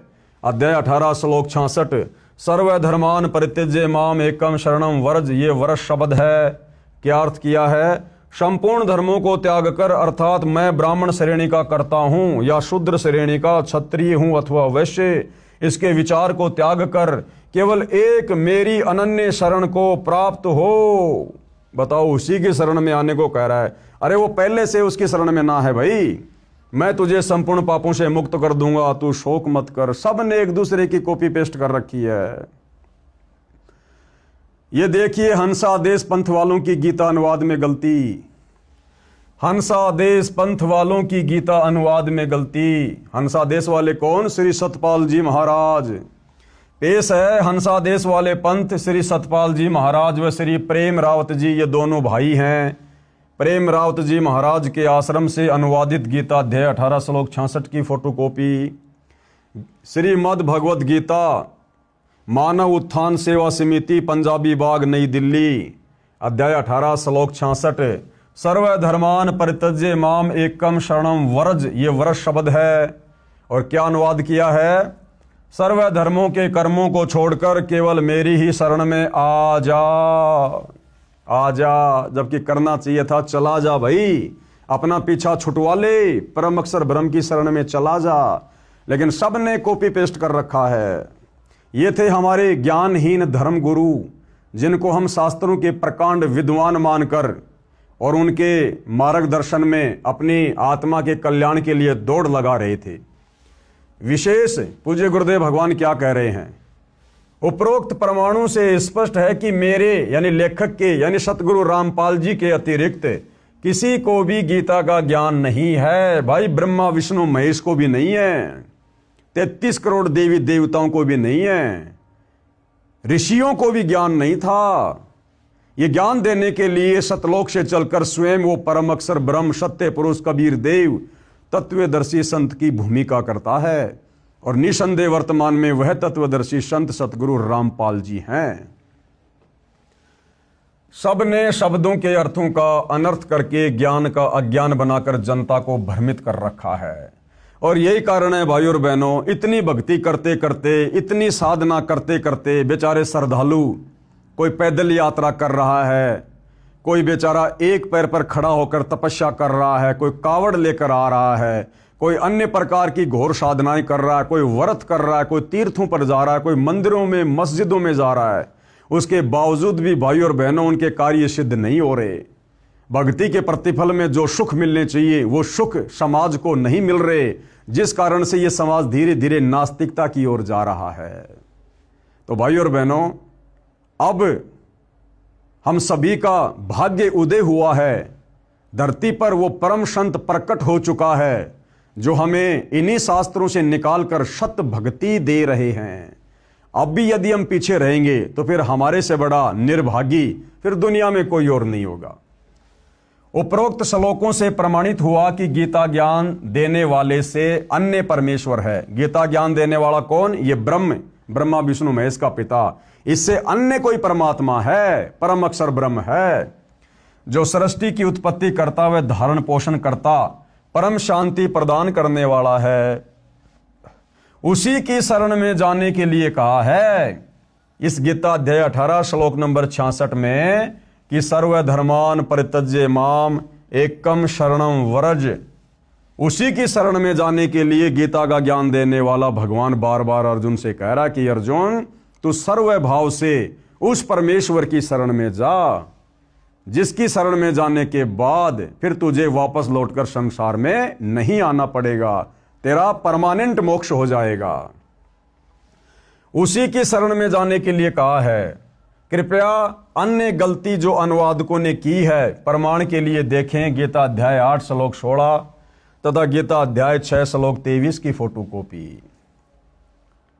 गीता अध्याय 8 श्लोक 16 की फोटोकॉपी, ये श्लोक आप जियों की आंखों के सामने है। हे अर्जुन, ब्रह्मलोक पर्यंत सब लोक पुनरावर्ती में है। ये गीता का ज्ञान देने वाला भगवान, ये ब्रह्म अर्जुन से क्या कह रहा है कि हे अर्जुन, ब्रह्मलोक पर्यंत यानी ब्रह्मलोक में गया हुआ भगत भी, साधक भी वापस लौट के आता है, वो भी जन्म और मरण में है। और ब्रह्मलोक भाई और बहनों इस 21 ब्रह्मांड की सर्वश्रेष्ठ उपलब्धि है। ब्रह्मलोक सर्वश्रेष्ठ उपलब्धि है 21 ब्रह्मांड की। ब्रह्मलोक में वही साधक जा सकता है जो हर प्रकार से नियम मर्यादाओं में रहकर इस ब्रह्म के ओम नाम का जाप करता है अंतिम श्वास तक। और गीता अध्याय 8 श्लोक नंबर 16 में ये ब्रह्म, ये काल स्वयं कह रहा है कि हे अर्जुन, ब्रह्मलोक पर्यंत सब लोग पुनरावर्ती में है यानी आवागमन में है, जन्म और मरण के चक्कर में है। परंतु हे कुंती पुत्र, मुझको प्राप्त होकर पुनर्जन्म नहीं होता। ये हमारे अनुवादकों ने गलत अर्थ कर दिया कि हे अर्जुन, मुझ ब्रह्म को प्राप्त होकर फिर पुनर्जन्म नहीं होता, जबकि ये ब्रह्म तो कई बार अध्याय 12 श्लोक 2, अध्याय 2 श्लोक 10, अध्याय 4 श्लोक 5 और 9 में कह चुका है कि अर्जुन, मेरी उत्पत्ति को ये देवता नहीं जानते। हे अर्जुन, तेरे और मेरे बहुत से जन्म हो चुके हैं, तू नहीं जानता, मैं जानता हूं। फिर यहां पर गीता ज्ञान देने वाला ये क्यों कहेगा कि मुझको प्राप्त होकर पुनर्जन्म नहीं होता, जबकि ये खुद ही जन्म और मृत्यु में है? तो यहां पर गीता अनुवादकों ने इस श्लोक का अर्थ गलत किया है। इसका यथार्थ अनुवाद आप जी पहले सतगुरु रामपाल जी के कर कमल से लिखा हुआ देख चुके हैं। गीता अध्याय 6 श्लोक 23 में इसी अनुवादक ने विधात शब्द का अर्थ जानना किया है। विधात का अर्थ जानना। यदि गीता अध्याय 8 श्लोक 16 में विद्यते का अर्थ जानना कर दिया जाए तो सरलार सही हो जाता है, लेकिन इनको तत्व ज्ञान नहीं था और श्री कृष्ण जी से ऊपर ये किसी और को परमात्मा नहीं जानते थे, इसलिए घुमा फिराकर श्री कृष्ण जी पर ही वापस बात को ले आए। गीता अध्याय 6 श्लोक 23 की फोटोकॉपी। ये श्लोक आप जियों की आंखों के सामने है। क्या कहा गया है? दुख रूप संसार के संयोग से रहित तथा जिसका नाम योग है उसको जानना चाहिए। वह योग यानी भक्ति न उकताते हुए अर्थात धैर्य और उत्साह युक्त चित्त से निश्चय पूर्वक करना कर्तव्य है। गीता अध्याय 15 श्लोक 17 में उसी परम अक्षर ब्रह्म का वर्णन है। गीता अध्याय 15 श्लोक 17 में उसी परम अक्षर ब्रह्म का वर्णन है कि उत्तम पुरुष तू अन्य परमात्मा इति उदाहरते। गीता ज्ञानदाता ने कहा है उत्तम पुरुष तू अन्य यानी पुरुषोत्तम यानी सर्वश्रेष्ठ प्रभु तो मेरे से अन्य ही है। जो परमात्मा इति उदाहरते यानी परमात्मा इस प्रकार कहा गया है, ये यानी जो लोकत्रयम यानी तीनों लोक में आविश्य यानी प्रवेश करके विभर्ति यानी सबका धारण पोषण करता है तथा अव्यय यानी अविनाशी ईश्वर यानी वो परमेश्वर है। ध्यान रहे गीता अध्याय 8 श्लोक 8, 9, 10, 20 व 23 में तथा गीता अध्याय 18 श्लोक 61, 62 तथा 66 में भी इसी परम अक्षर ब्रह्म की महिमा है। कहा है कि जो परम अक्षर ब्रह्म यानी कबीर देव सत्य पुरुष सर्वस्य धातारम यानी सबका धारण पोषण करने वाला है, उस परमम दिव्यम पुरुषम यानी परम दिव्य पुरुष यानी सच्चिदानंद घन ब्रह्म परमेश्वर को भजता है, उसी को प्राप्त होता है। जो गीता ज्ञानदाता से उत्तम है, श्रेष्ठ है, यानी पुरुषोत्तम है, पुरुषों में यानी भगवानों में उत्तम है, श्रेष्ठ है, वह तो अन्य है। यानी गीता ज्ञानदाता अपने से अन्य पुरुषोत्तम की यहां पर बात कर रहा है, परमेश्वर की बात कर रहा है कि वो उत्तम पुरुष जो तीनों लोकों में प्रवेश करके सबका धारण पोषण करता है, वो तो मुझ गीता ज्ञान देने वाले ब्रह्म से अन्य है। गीता ज्ञान देने वाले ने गीता अध्याय 18 श्लोक 62 में उसी परम अक्षर ब्रह्म की शरण में जाने को कहा है। यानी भाइयों और बहनों, बार बार गीता का ज्ञान देने वाला हिंदू भाई बहन जिसे श्री कृष्ण मानते हैं, विद्वान जिसको ब्रह्म कहते हैं, वो बार बार यही कह रहा है कि भैया गधा कुत्ता शुअर बनना है, नरक भोगना है, कष्ट भोगने हैं, तो भैया मेरे ओम नाम की साधना कर ले या नीचे के देवी देवताओं की साधना कर ले, भैया तेरी मर्जी।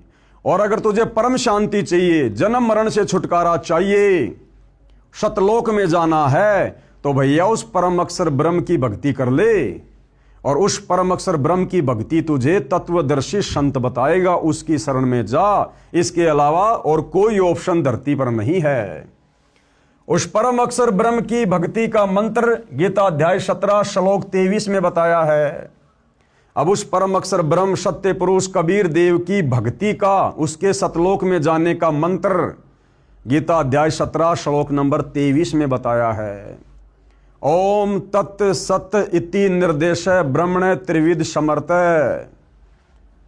कहा है कि ओम तत् सत इति निर्देश, यानी केवल ये 3 मंत्र के जाप का ही निर्देश है। ओम तत् सत, ये ओम तो सीधा सीधा भाइयों और बहनों गीता ज्ञान देने वाले काल ब्रह्म का है, जो आपने पहले गीता अध्याय 8 श्लोक नंबर 13 में पढ़ा।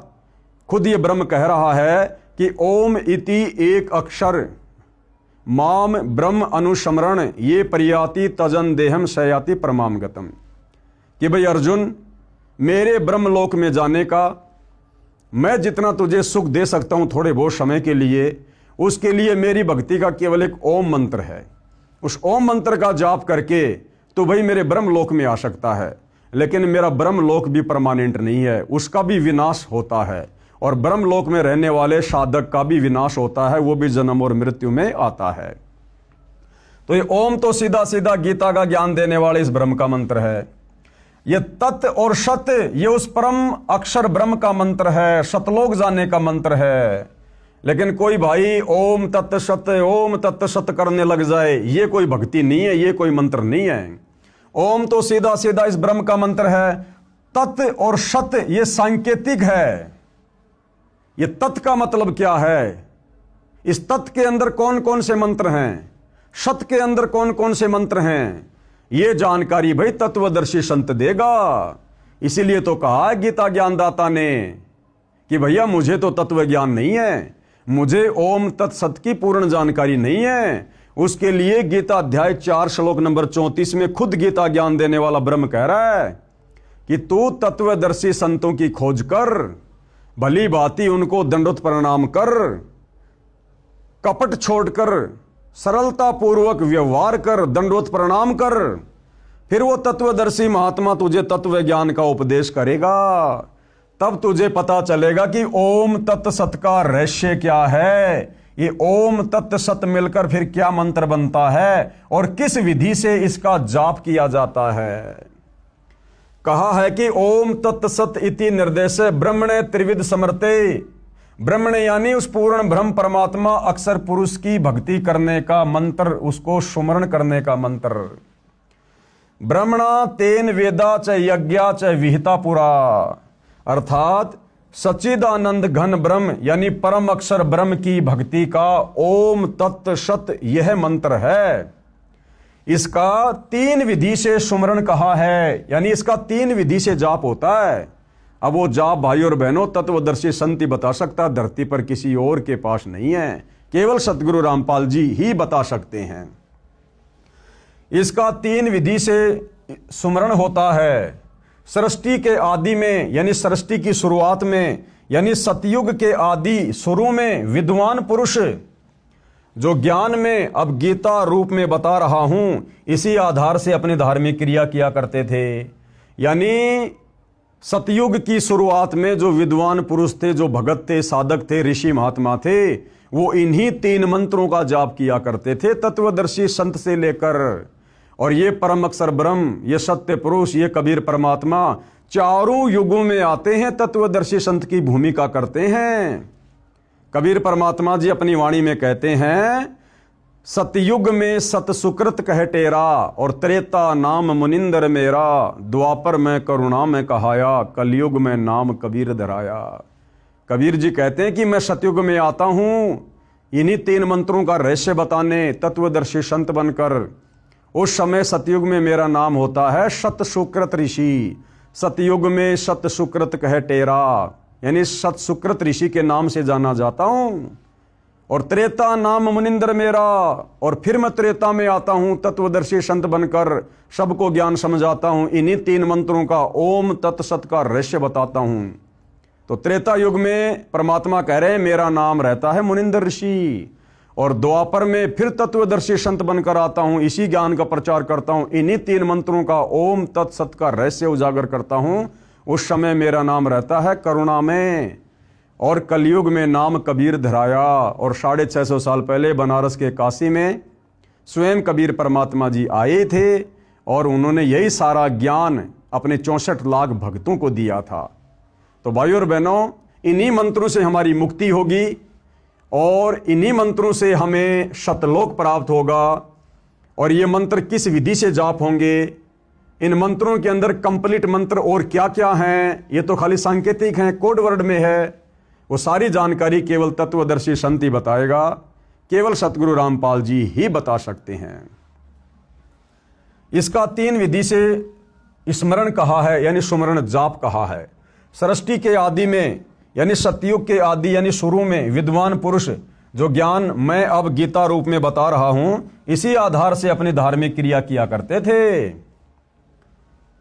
उसी परमेश्वर ने वेद व यज्ञ तथा ब्राह्मणों की उत्पत्ति की, यानी यज्ञों धार्मिक अनुष्ठानों का यथार्थ ज्ञान यानी तत्व ज्ञान उस ब्रह्म ने, यानी सच्चिदानंद घन ब्रह्म ने बताया। यानी भक्ति में हर प्रकार से धर्म कर्म की जानकारी, यज्ञों की जानकारी, वह परम अक्षर ब्रह्म स्वयं ही हर युग में तत्वदर्शी संत की भूमिका निभाते हुए हम जीवों को बताते हैं। और जो इस आधार से भक्ति करता है, वही आत्मा यहां पर भक्ति के सर्व लाभ प्राप्त करता है, जिसका विशेष प्रमाण गीता अध्याय 4 श्लोक 32 में है। एवं बहुविधा यज्ञा वितता ब्रह्मणे मुखे, कर्म जान विदितान सर्वान एवं ज्ञात्वा विमोक्षे। अर्थात ब्रह्मणे यानी सच्चिदानंद घन ब्रह्म, यानी कबीर परमात्मा। सच्चिदानंद घन ब्रह्म का मतलब है कबीर जी, परम अक्षर ब्रह्म, उत्तम पुरुष। अर्थात सच्चिदानंद घन ब्रह्म यानी परम अक्षर ब्रह्म ने मुखे यानी अपने मुख कमल से जो वाणी बोली, उस वाणी में बहुत प्रकार के यज्ञ यानी धार्मिक अनुष्ठानों की जानकारी दी है। जो साधना बताई है वह कर्म करते करते की जा सकती है, यानी कार्य करते करते ये भक्ति की जा सकती है। इस भक्ति को करने के लिए जंगल में जाने की, गुफाओं में बैठने की, अन्य कोई हट करने की, तपस्या करने की, व्रत करने की, पैदल जाने की कोई आवश्यकता नहीं है। जो सत भक्ति परम अक्षर ब्रह्म तत्वदर्शी संत का रूप धारण करके हमें इस पृथ्वी पर बताते हैं, ये बहुत ही सरल और सहज भक्ति है। नाम उठत नाम बैठत नाम सोवत जाग बे, नाम खाते नाम पीते नाम शेती लाग बे। अपना कार्य करते करते हम ये भक्ति कर सकते हैं। माता बहनें झाड़ू निकालते निकालते, खाना बनाते बनाते उन मंत्रों का जाप कर सकती हैं। किसान खेत में हल चलाते चलाते, मजदूर अपनी मजदूरी करते करते इन मंत्रों का जाप कर सकता है। ड्राइवर गाड़ी चलाते चलाते इन मंत्रों का मन ही मन में जाप कर सकता है। ये इतनी आसान और इतनी सरल भक्ति है। ना इसमें विशेष कोई पहनावे की जरूरत है, ना विशेष कोई खान पान की जरूरत है, ना विशेष कोई आसन लगाने की जरूरत है। बहुत ही सहज भक्ति है। वह सूक्ष्म वेद यानी तत्व ज्ञान है, उसको जानकर तू कर्म बंधन से सर्वदा मुक्त हो जाएगा, यानी पूर्ण मोक्ष प्राप्त करेगा। यानी इस 21 ब्रह्मांड के स्वामी काल ब्रह्म ने हमारे ऊपर जो दुनिया भर के ये कर्म बंधन लगा रखे हैं, हमें इन कर्मों के बंधनों में जकड़ रखा है। इस भक्ति के करने से ही हम इस काल के द्वारा लगाए गए कर्म बंधनों से सर्वदा मुक्त हो सकते हैं।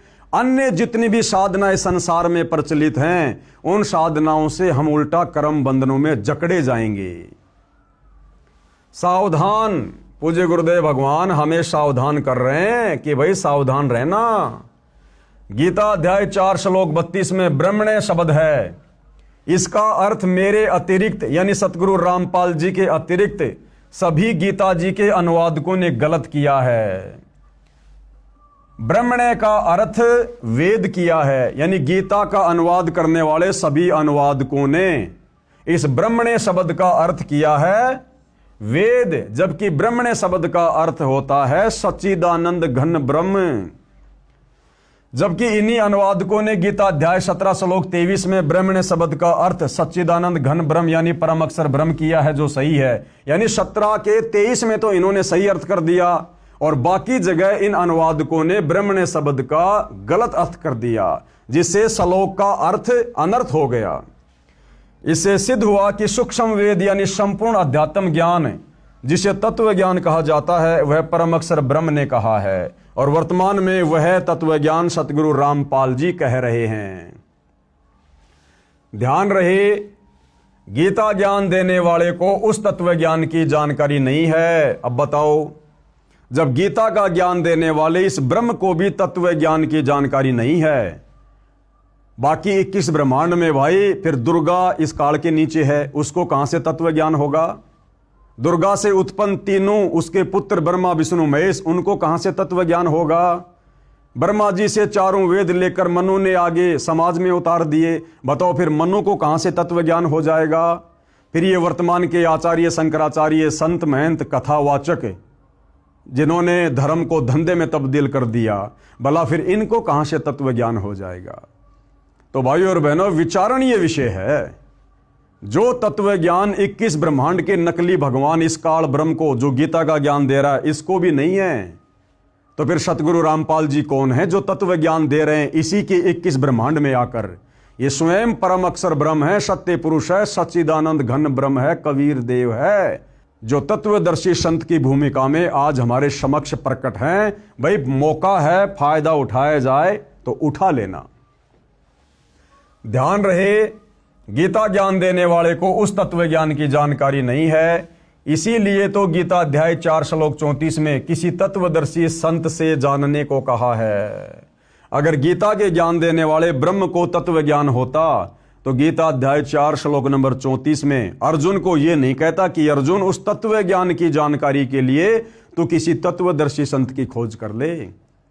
अगर इसको खुद को तत्व ज्ञान होता, एक श्लोक और बोल देता।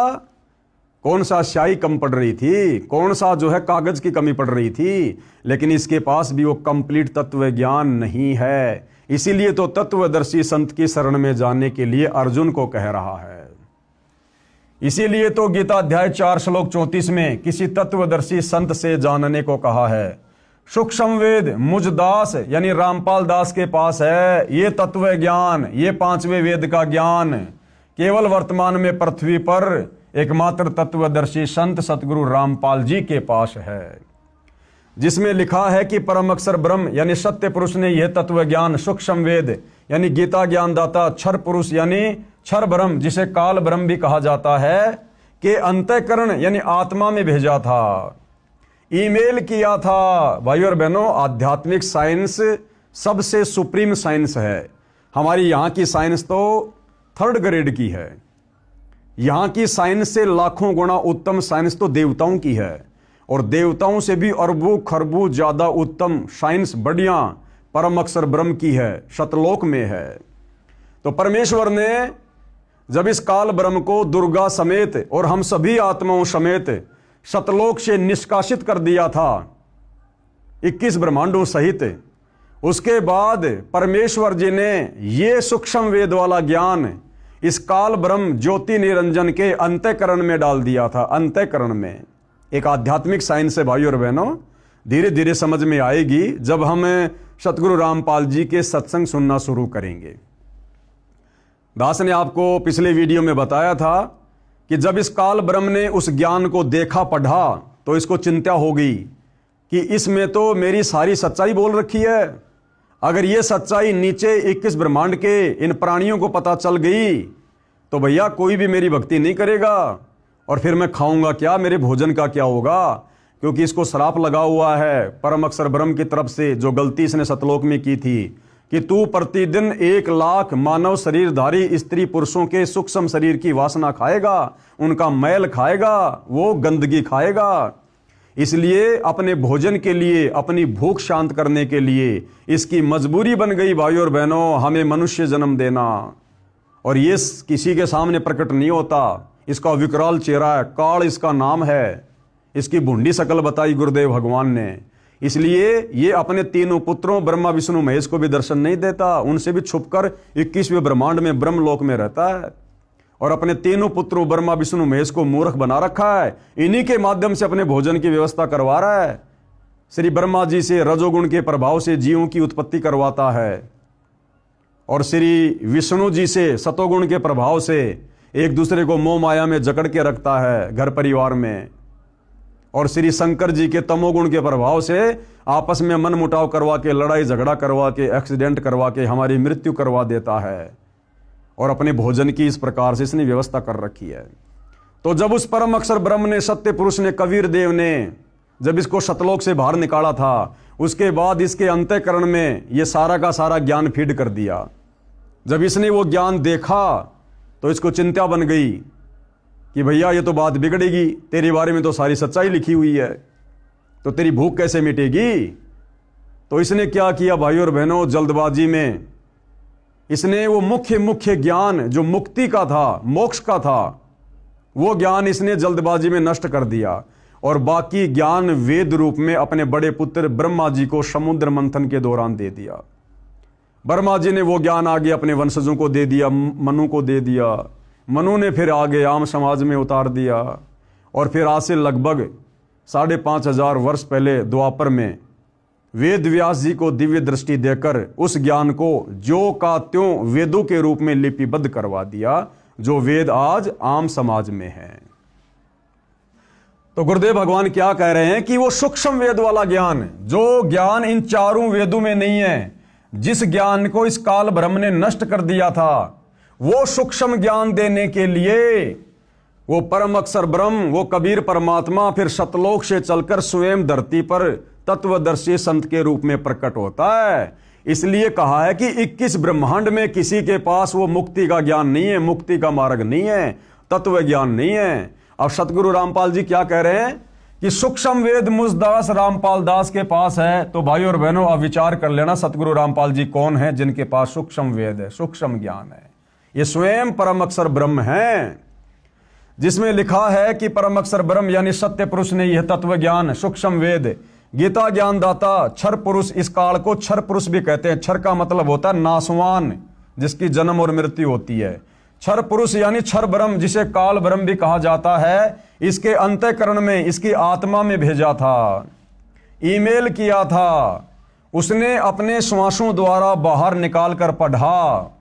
इसने देखा कि इसमें परम अक्षर ब्रह्म का ज्ञान है, यानी सतलोक का ज्ञान है, इसमें तो पूर्ण परमात्मा का भी ज्ञान है, वहां का सुख तथा यहां काल लोक का दुख लिखा है।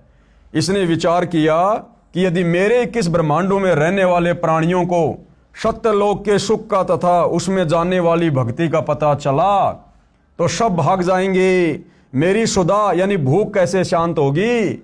इस डर से इसने वह ज्ञान सूक्ष्म वेद से निकाल दिया और शेष ज्ञान समुद्र में छुपा दिया, जो आगे चलकर इसके बड़े पुत्र ब्रह्मा को प्राप्त हुआ।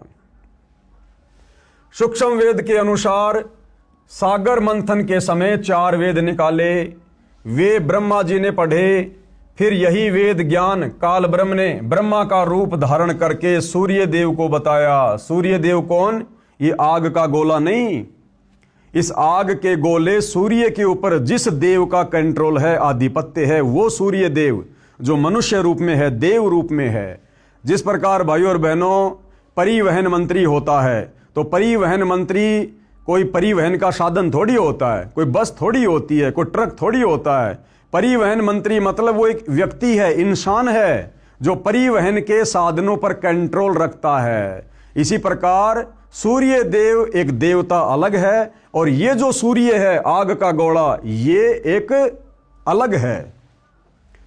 फिर यही वेद ज्ञान काल ब्रह्म ने ब्रह्मा का रूप धारण करके सूर्य देव को बताया। सूर्य ने अपने पुत्र ऋषि स्वयंभू मनु को चारों वेदों वाला ज्ञान बताया। वह सतयुग का समय था। फिर इस काल ब्रह्म ने ब्रह्मा रूप धारण करके सूर्य ऋषि को बताया। गीता अनुसार गीता ज्ञान देने वाले काल ब्रह्म ने वेद ज्ञान सूर्य से कहा। सूर्य ने अपने पुत्र मनु को बताया। मनु ने अपने पुत्र इक्ष्वाकु को बताया। फिर कुछ राज ऋषियों ने सुना। 4 युग, सतयुग जो 17,28,000 वर्ष का है, त्रेता युग जो 12,96,000 वर्ष का समय है, द्वापर युग जो 8,64,000 वर्ष का समय है, और कलयुग जो 4,32,000 वर्ष का समय है। विशेष इससे दास ये सिद्ध करना चाहता है कि जिस समय श्रीमद् भगवत गीता का ज्ञान अर्जुन को बताया, उस समय सतयुग त्रेता युग पूरे जा चुके थे। यानी भाइयों और बहनों, जिस समय इस काल ब्रह्म ने महाभारत के युद्ध में, कुरुक्षेत्र के मैदान में ये गीता जी का ज्ञान बोला था, उससे पहले तो सतयुग 39 लाख वर्ष बीत चुका था। और ये ज्ञान भाइयों और बहनों सतयुग में 1 लाख वर्ष के बाद धीरे धीरे नष्ट होना शुरू हो गया था ये वेद ज्ञान। अब ये बीच में कितना गैप हो गया, लगभग 38 लाख वर्ष तक दुनिया वेदों के अनुसार नहीं बल्कि मनमाना आचरण करती हुई आ रही है।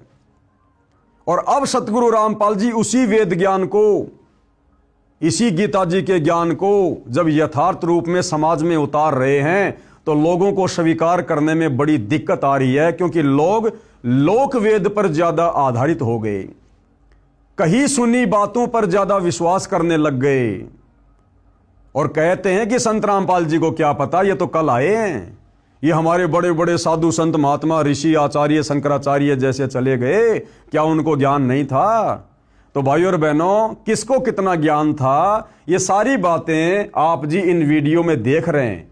इस पवित्र पुस्तक हिंदू साहिबान नहीं समझे गीता वेद पुराण अपनी आंखों से देख रहे हैं। तो वर्तमान में सतगुरु रामपाल जी को, जो कि ये वेद ज्ञान, ये गीता ज्ञान, ये प्राय लुप्त हो चुका है। लोग शास्त्र विरुद्ध साधना को सत्य मानकर उस पर आरूढ़ हो चुके हैं। अब आम समाज में इस सत्य ज्ञान को उतारने में थोड़ी कठिनाई आ रही है, लेकिन भाइयों और बहनों, ये कलयुग की बिचली पीढ़ी है। सभी को परमात्मा ने अक्षर ज्ञान युक्त कर दिया है, सभी को शिक्षित कर दिया है, सभी सदग्रंथों का अनेक भाषाओं में ट्रांसलेट करवा दिया गया है। बुद्धिमान समाज है और अवश्य इस सच्चाई को स्वीकार करेगा, भले ही थोड़ा समय लगे। इससे दास ये सिद्ध करना चाहता है कि जिस समय श्रीमद् भगवत गीता का ज्ञान अर्जुन को बताया, यानी लगभग 5,500 वर्ष पहले द्वापर में, उस समय सतयुग त्रेतायुग पूरे जा चुके थे तथा द्वापर युग मात्र 100 वर्ष शेष था। वेद ज्ञान काल ब्रह्म ने सूर्य देव को दिया। सूर्य ने अपने पुत्र वैश्वत मनु जी को सतयुग के प्रारंभ में दिया। उस समय पुराणों की रचना नहीं हुई थी, केवल वेदों के ज्ञान के आधार से ऋषिजन साधना करते थे, जिसका प्रमाण गीता अध्याय 17 श्लोक 23 में भी है। कहा है कि सच्चिदानंद घन ब्रह्म के सुमरण का ओम तत्सत 3 मंत्र का जाप है, जो 3 प्रकार से किया जाता है। सृष्टि की आदि में यानी सतयुग की शुरुआत में ब्राह्मण यानी विद्वान भगतजन इसी ज्ञान के अनुसार यज्ञ आदि अनुष्ठान किया करते थे। कृपया ध्यान दें, गीता का ज्ञान वेद ज्ञान से सतयुग के शुरू में ब्रह्मा व मनु को मिला था। उससे 38,87,900 वर्ष पश्चात कहा गया है। यानी भाइयों और बहनों, जो वेद ज्ञान सतयुग की शुरुआत में भगत जन उस वेद ज्ञान के अनुसार भक्ति किया करते थे, वो वेद ज्ञान फिर सतयुग के बाद यानी 38,87,900 साल के बाद अब महाभारत के युद्ध में कुरुक्षेत्र के मैदान में फिर से गीता जी के रूप में बोला गया। इतने वर्षों के बाद उसे 38,87,900 वर्ष पश्चात कहा गया है, जो लगभग 1,00,000 वर्ष तक यथारूप में रहा सतयुग की शुरुआत में। उसके पश्चात मनमाना आचरण प्रारंभ हो गया था। प्रमाण आगे बताया है।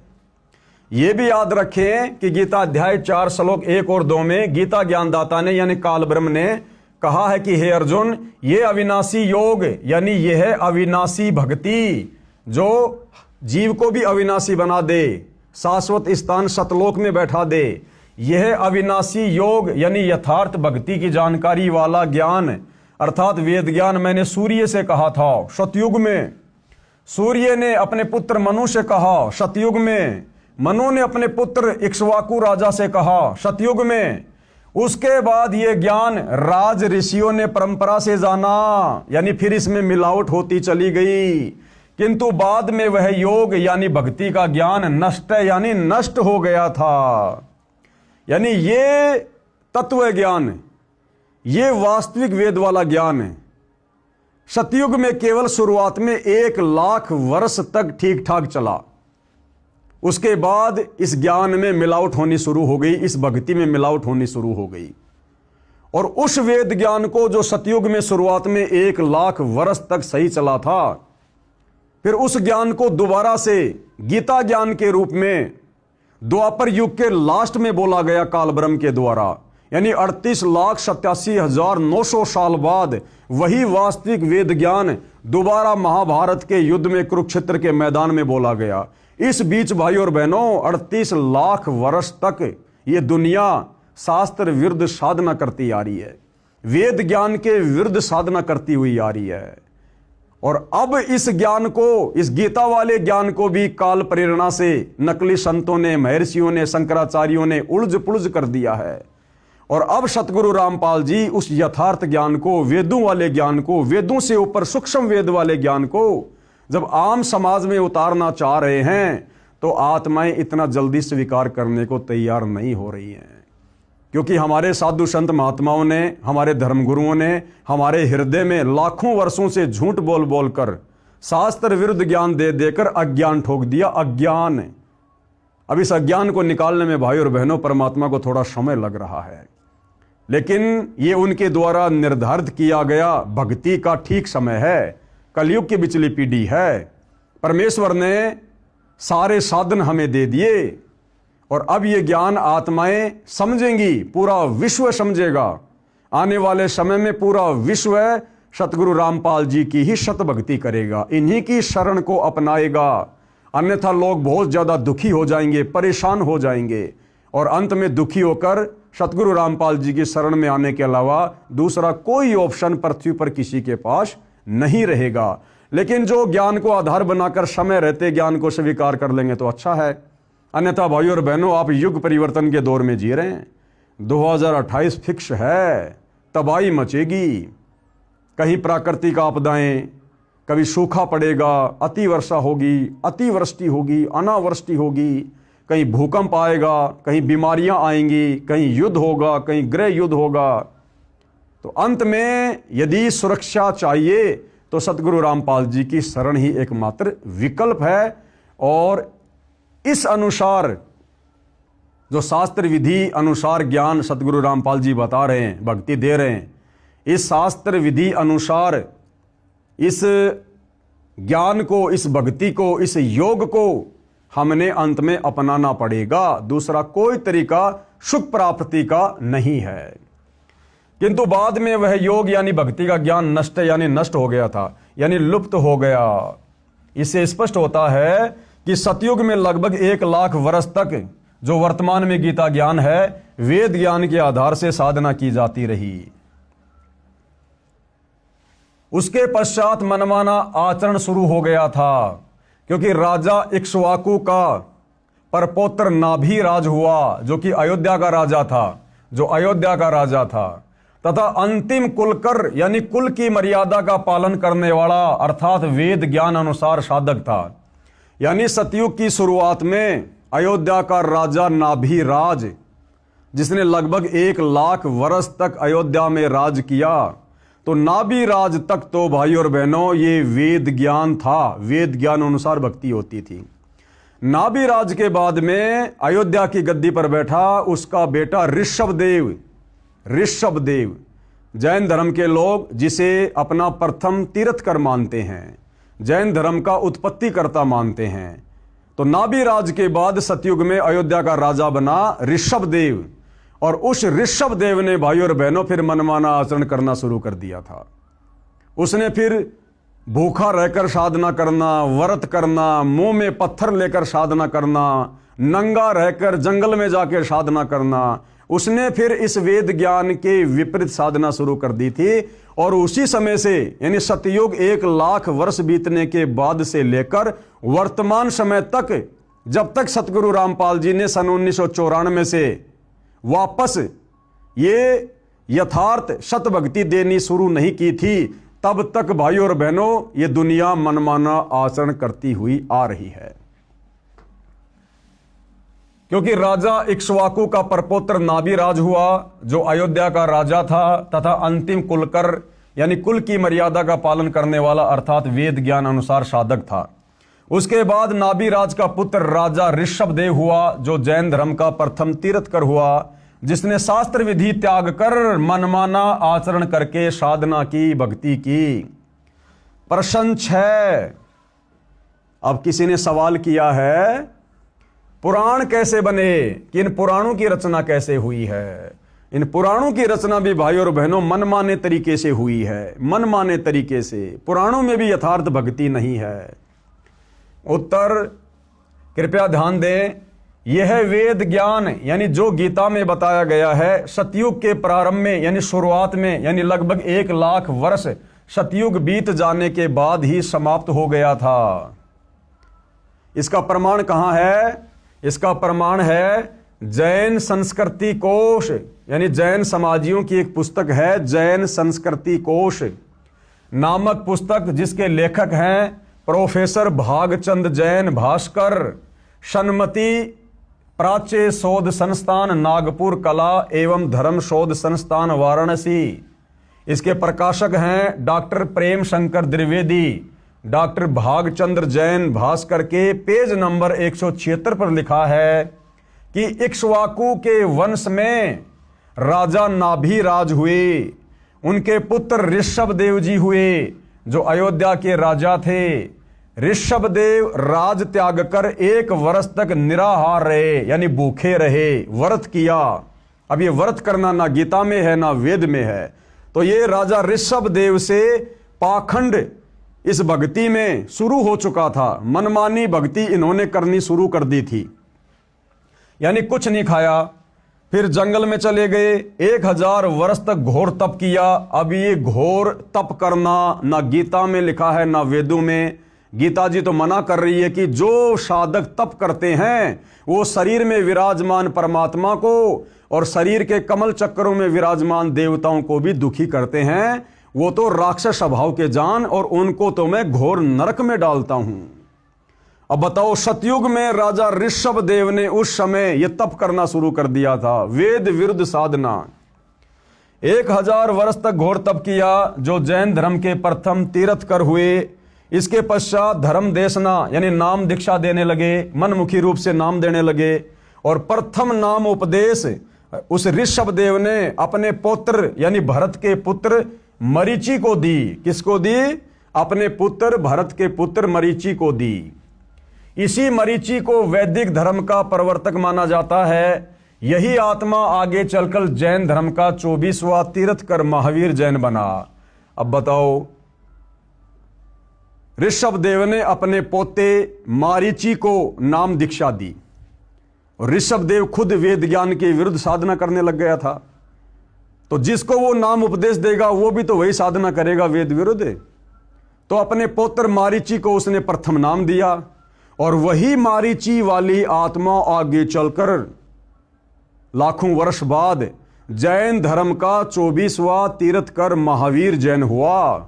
तो बताओ भाई और बहनों, जब सतयुग में जैन धर्म के प्रवर्तक ऋषभ देव ने ही वेद विरुद्ध साधना शुरू कर दी थी। जो जैन धर्म के 24वें तीर्थकर महावीर स्वामी के पास, महावीर जैन के पास भला वेद अनुसार साधना कहां से होगी? और जब आप पढ़ेंगे जैन समाज की पुस्तक आओ जैन धर्म को जाने, उसमें साफ साफ लिखा है कि महावीर जैन ने अपने जीवन काल में 363 पाखंड मत चलाए। यानी बहुत सारे पाखंड मत तो ऋषभ देव जी ने शुरू कर दिए थे, और फिर महावीर जैन ने भी कमी नहीं छोड़ी, 363 पाखंड मत चला के चला गया। नंगा रहना, मुंह पे पट्टी बांधना, प्याज लहसुन नहीं खाना, सूर्य अस्त होने से पहले भोजन कर लेना, दुनिया भर के पाखंड मत चला के निकल पड़ा। यही आत्मा आगे चलकर, कौन सी आत्मा? मारीची वाली आत्मा, जिसने ऋषभ देव से यानी अपने दादाजी से नाम उपदेश लिया था। यही आत्मा आगे चलकर जैन धर्म का 24वां तीर्थकर महावीर जैन बना। जिस साधना को श्री ऋषभ देव जी करते थे, वही साधना अपने प्रथम शिष्य मरीची को दी। आगे पढ़ोगे, मरीची यानी महावीर जैन की दुर्गति का प्रमाण, और ऋषभ देव के द्वारा बताई गई शास्त्र विरुद्ध साधना करने से उस मारीची वाले जीव की क्या क्या दुर्गति हुई, फिर कैसे कैसे उसने जीवन भोगे। आगे पढ़ोगे, मारीची यानी महावीर जैन की दुर्गति का प्रमाण है। इसे स्पष्ट है कि मनु के पुत्र इक्ष्वाकु, इक्ष्वाकु के परपोत्र नाभिराज, नाभिराज के पुत्र ऋषभदेव, ऋषभदेव जी ने सब साधना वेद विरुद्ध की, यानी वेद ज्ञान की कमी स्पष्ट है। गीता चारों वेदों का सार है। गीता अध्याय 17 श्लोक 1 और 6 में घोर तप को मनमाना शास्त्र विरुद्ध साधना कहा है। ऐसे व्यक्तियों को जो मन कल्पित घोर तप को तपते हैं, असुर यानी राक्षस स्वभाव के जान, उनको घोर नरक में डाला जाता है। फिर और नीची योनियों में, भूत पितर की, पशु पक्षियों की योनि में जाता है। कौन? जो व्यक्ति मनमाना आचरण करता है। और वर्तमान में पूरा का पूरा हिंदू समाज संत रामपाल जी के भक्तों को छोड़कर मनमाना आचरण कर रहा है। सब के सब नरक में जाने वाली साधना कर रहे हैं। गीता अध्याय 17 श्लोक 5, जो मनुष्य शास्त्र विधि से रहित केवल मनमाना, जो वेदों व गीता शास्त्रों में कहीं नहीं है, जैसे राधे राधे श्याम मिला दे, ओम नमो भागवते वासुदेवाय नमः, व्रत करना, तीर्थों पे जाना, मूर्ति बनाकर पूजना, मंदिरों में जाना, मस्जिदों में जाना, चर्चों में जाना, गुरुद्वारा बनाकर पूजा करना, तप करना, पैदल यात्रा करना, कावड़ लेके आना, ये वेदों में और गीता जी में कहीं नहीं है। ये मनमाना आचरण है, और ये मनमाना आचरण करने वाला अंत में नरक का भागी होता है, क्योंकि ये साधना वेद और गीता के विरुद्ध है। गीता अध्याय 17 श्लोक 5, जो मनुष्य शास्त्र विधि से रहित केवल मनमाना, जो वेदों व गीता शास्त्रों में नहीं कहा है, उस घोर तप को तपते हैं, तथा दंभ और अहंकार से युक्त कामना, आसक्ति, बल के अभिमान से भी युक्त हैं, यानी अहंकार भी है, मान बढ़ाई भी है, दिखावा भी है। गीता अध्याय 17 श्लोक 6, शरीर रूप से स्थित भूत समुदाय को, शरीर में असंख्यों सूक्ष्म जीव हैं, उन प्राणियों को और अंतःकरण में स्थित मुझको दुखी करने वाले यानी अधिक कष्ट देने वाले हैं, उन अज्ञानियों को तू आसुर यानी राक्षस स्वभाव वाले जान। यानी जो व्यक्ति वेद और गीता विरुद्ध साधना करता है, जो व्यक्ति तत्वदर्शी संत की शरण में आकर शास्त्र अनुकूल सत भक्ति नहीं करता, भाई गीता ज्ञानदाता कह रहा है कि वो तो राक्षस स्वभाव को धारण किया हुआ मनुष्य में नीच व्यक्ति है, उसको तो मैं घोर नरक में डालूंगा। तो आज सतगुरु रामपाल जी के पंथ में उनके भक्तों को छोड़कर 99.99% हिंदू समाज, मुसलमान समाज, सिख समाज, ईसाई समाज, पूरे विश्व के प्राणी शास्त्र विरुद्ध, वेद विरुद्ध, गीता विरुद्ध मनमाना आचरण, मनमानी भक्ति कर रहे हैं। देख लेना भैया क्या बनेगी।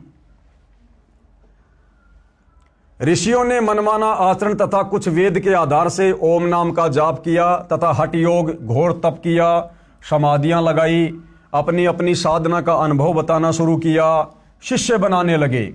उनको जो ज्ञान ब्रह्मा जी से सुना था वह तथा कुछ अपना अनुभव हुआ, उसको मिलाकर पुराणों की रचना की। इस प्रकार से भाइयों और बहनों ये 18 पुराणों की रचना हुई है। ये वेद अनुसार साधना तो सतयुग की शुरुआत में नष्ट हो गई थी। उसके बाद में सुना सुनाया ज्ञान और मनमानी भक्ति आगे चलने लगी।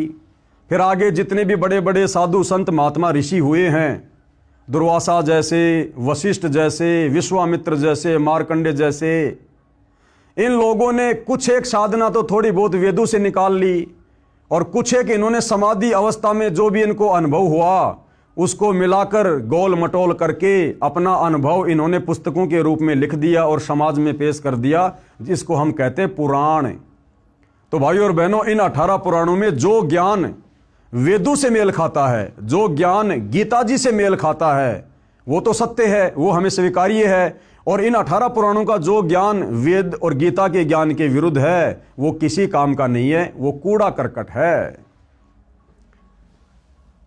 उनको जो ज्ञान ब्रह्मा जी से सुना था वह तथा कुछ अपना अनुभव हुआ, उसको मिलाकर पुराणों की रचना की। जो महाभारत युद्ध के बाद व्यास जी ने 4 वेदों 18 पुराणों वाला ज्ञान महाभारत ग्रंथ, जिसमें श्रीमद् भगवत गीता भी लिखी है, तथा श्रीमद् भगवत यानी सुधा सागर, जो राजा परीक्षित को ऋषि सुखदेव ने 7 दिन कथा सुनाई थी, वह ज्ञान श्रीमद् भागवत नाम से जाना जाता है। इन सब को लिपिबद्ध किया किसने? वेद व्यास जी ने कागज पर लिखा, जो आज आपके कर कमलों में है। विशेष ऋषियों ने एक दूसरे से सुना ज्ञान बताया, जिससे पवित्र पुराणों की रचना हुई। इसका प्रमाण आप देखें व पढ़ेंगे इसी पुस्तक के पेज नंबर 192 पर आगे। पर जहां शिव महापुराण की विद्वेश्वर संहिता के अध्याय 12 श्लोक 1:54 की फोटोकॉपी लगी है, वक्ता ऋषि सुत जी हैं, जो व्यास ऋषि का शिष्य है। कहा है कि मैंने जैसा व्यास जी से सुना वैसा कहता हूं। इससे सिद्ध है कि पुराणों का ज्ञान लोकवेद है, यानी सुना सुनाया ज्ञान है। कहा सुना यानी दंत कथा है, जो वेद विरुद्ध है, जिसका मुक्ति से कोई लेना देना नहीं है। प्रश्न नंबर 7, वेद, गीता तथा 18 पुराणों का ज्ञान एक समान हुआ, क्योंकि ऋषियों ने भी वेदों को पढ़ा, फिर भक्ति की, अपना अनुभव बताया, जो पुराण कहे जाते हैं। तो इसका उत्तर गुरुदेव दे रहे हैं, वेदों व पुराणों का ज्ञान एक समान नहीं है। पुराणों में कुछ ज्ञान वेदों का है, शेष ऋषियों के घर का है, जो व्यर्थ है, बेकार है, उनका खुद का अपना अनुभव है। और भक्ति मार्ग में खुद का अनुभव नहीं चलता। उदाहरण दिया गुरुदेव ने, मार्कंडे पुराण का उदाहरण दे रहे हैं गुरुदेव। अध्याय रोचे ऋषि की उत्पत्ति कथा प्रश्न 250 पर कहा है कि एक रुचि ऋषि था, जो वेदों को पढ़ता था। उसने विचार किया कि मनुष्य जीवन मोक्ष प्राप्ति के लिए मिला है, कि भाई मानव जन्म दुर्लभ है, ये मिले न बारंबार, जैसे तरवर से पत्ता टूट गिरे फिर बहुर न लगता डार। ये मनुष्य जन्म पूर्ण परमात्मा हमें केवल मोक्ष प्राप्ति के लिए, शत भक्ति के लिए देता है, कि मानव जन्म पाए कर जो नहीं रटे हरि नाम, भाई जैसे कुआ जल बिना फिर बनवाया क्या काम। तो रोचे ऋषि को इस बात का ज्ञान था कि ये जो मनुष्य शरीर है, ये केवल पूर्ण परमात्मा की सच्चे तत्वदर्शी संत से सत भक्ति लेकर मोक्ष करवाने के लिए मिलता है, कि मनुष्य जीवन मोक्ष प्राप्ति के लिए मिला है। इसलिए उसने न विवाह करवाया, न आश्रम का निर्माण किया, वेदों को जैसा समझा उसी अनुसार साधना करता था। उसकी उम्र 40 वर्ष हो गई थी। एक दिन उस ऋषि के पितामह यानी दादा तथा पर पितामह यानी उसका परदादा तथा पर पितामह का पिता यानी 3 दादाजी, एक पिता आकाश में दिखाई दिए। उस रोचे ऋषि के पूर्वज जो मर चुके थे, दादा परदादा उसका दादा, एक दिन उसको आकाश में दिखाई दिए। उससे पहले वो रोचे ऋषि वेदों के अनुसार सत भक्ति कर रहा था, लेकिन उसके पूर्वजों ने जो भूत बने हुए थे, उन्होंने उसको वेद विरुद्ध साधना पर लगा दिया। तथा परपितामह का पिता यानी 3 दादाजी, एक पिता आकाश में दिखाई दिए। बोले, बेटा रुचि, तूने विवाह क्यों नहीं करवाया? हमारे श्राद्ध कर्म पिंडदान क्यों नहीं कराया? बेटा हम पितर बने हैं, हमारे कर्मकांड करो। क्योंकि रोचे ऋषि के दादा ने परदादा ने वेद विरुद्ध साधना की, मनमाना आचरण किया, और फिर वो भूत बन गए, प्रेत बन गए। पितर बन गए, कष्ट भोग रहे थे। तो वो सारे के सारे रोचे ऋषि को दिखाई दिए और उसको क्या कहा कि बेटा रुचि, तूने विवाह क्यों नहीं करवाया, हमारे श्राद्ध कर्मकांड पिंडदान क्यों नहीं कराए, जबकि वेदों में और गीता में ये पाखंड करने के लिए कोई आदेश नहीं है।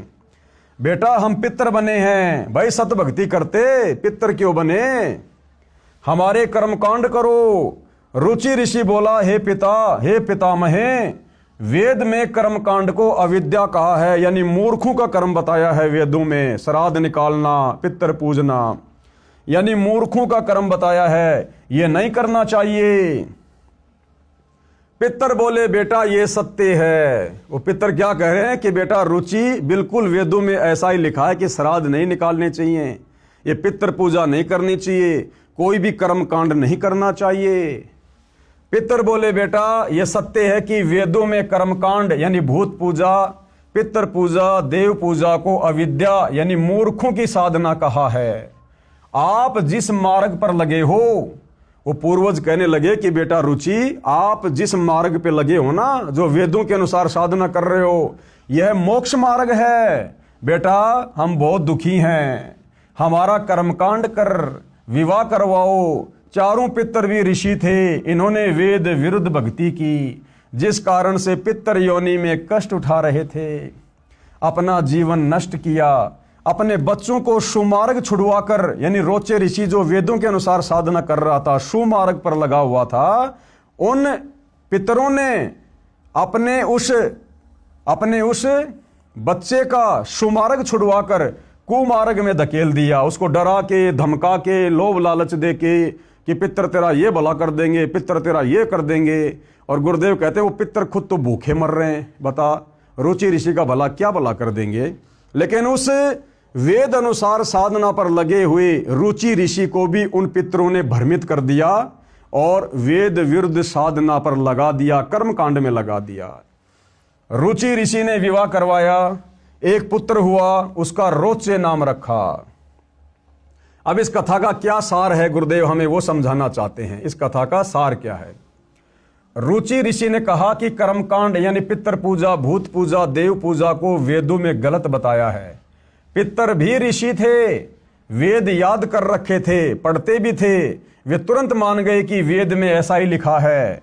यह जो वेद ज्ञान है ये वेदों से लिया सत्य है, परंतु कर्मकांड ऋषियों के घर का है। ये ऋषि क्या करते थे, ज्ञान तो वेदों का बताते थे, लेकिन ये कर्मकांड अपनी तरफ से करवाते और करते थे। ये वेदों से लिया सत्य है, परंतु कर्मकांड ऋषियों के घर का है, नरक का मार्ग है, ये हमने नहीं करना है। गीता अध्याय 9 श्लोक 25 में वेद ज्ञान इस प्रकार है। अब भाइयों और बहनों, गीता अध्याय 9 श्लोक नंबर 25 में ये पितर पूजने के विषय में, भूत पूजने के विषय में, श्राद्ध निकालने के विषय में क्या दिशा निर्देश हैं।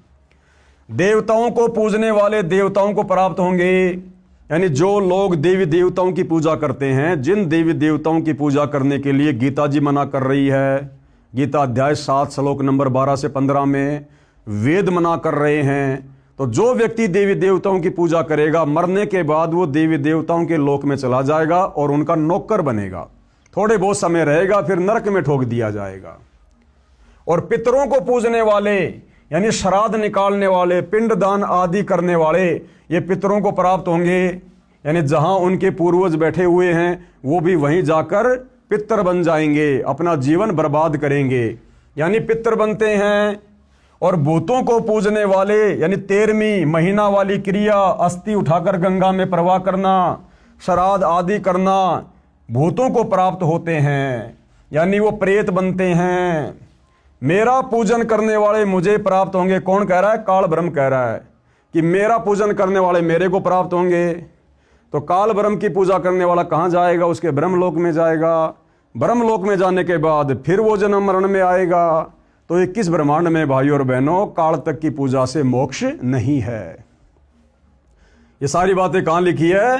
गीता अध्याय 9 श्लोक नंबर 25 का सारांश है ये। जैन संस्कृति कोश पुस्तक के पेज नंबर 176 पर लिखा है कि राजा नाभि राज अंतिम कुल कर थे, यानी सतयुग में राजा नाभिराज अंतिम राजा थे जो वेदों के अनुसार साधना किया करते थे। कुलकर का अर्थ है जो अपने कुल की मर्यादा के अनुसार धर्म करता था। उसके बाद तो खाली झूठी फीत लगाई थी रामचंद्र जी के नाम के आगे, पुरुषोत्तम पुरुषोत्तम। ये मर्यादा ये तो सतयुग में 1 लाख वर्ष के बाद राजा नाभिराज के बाद समाप्त हो चुकी थी। अयोध्या के राजा नाभिराज थे। नाभिराज इक्ष्वाकु वंशी था, वेदों अनुसार साधना करता था, वह अंतिम था। उसके पश्चात उसके पुत्र ऋषभ देव जी ने वेद के विरुद्ध मनमाना आचरण प्रारंभ किया। 1 वर्ष तक निराहार रहा यानी भूखा रहा तथा 1000 वर्ष तक घोर तप किया। इससे सिद्ध हुआ कि ऋषिजन नाभिराज के पश्चात उसी इक्ष्वाकु कुल में ऋषभ देव हुए जो नाभिराज के पुत्र थे।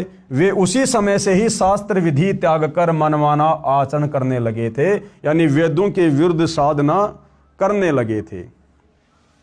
इस पुस्तक के लेखक प्रोफेसर भागचंद्र जैन भास्कर जी हैं तथा प्रकाशक है डॉक्टर प्रेम शंकर द्विवेदी व डॉक्टर भागचंद्र भास्कर हैं।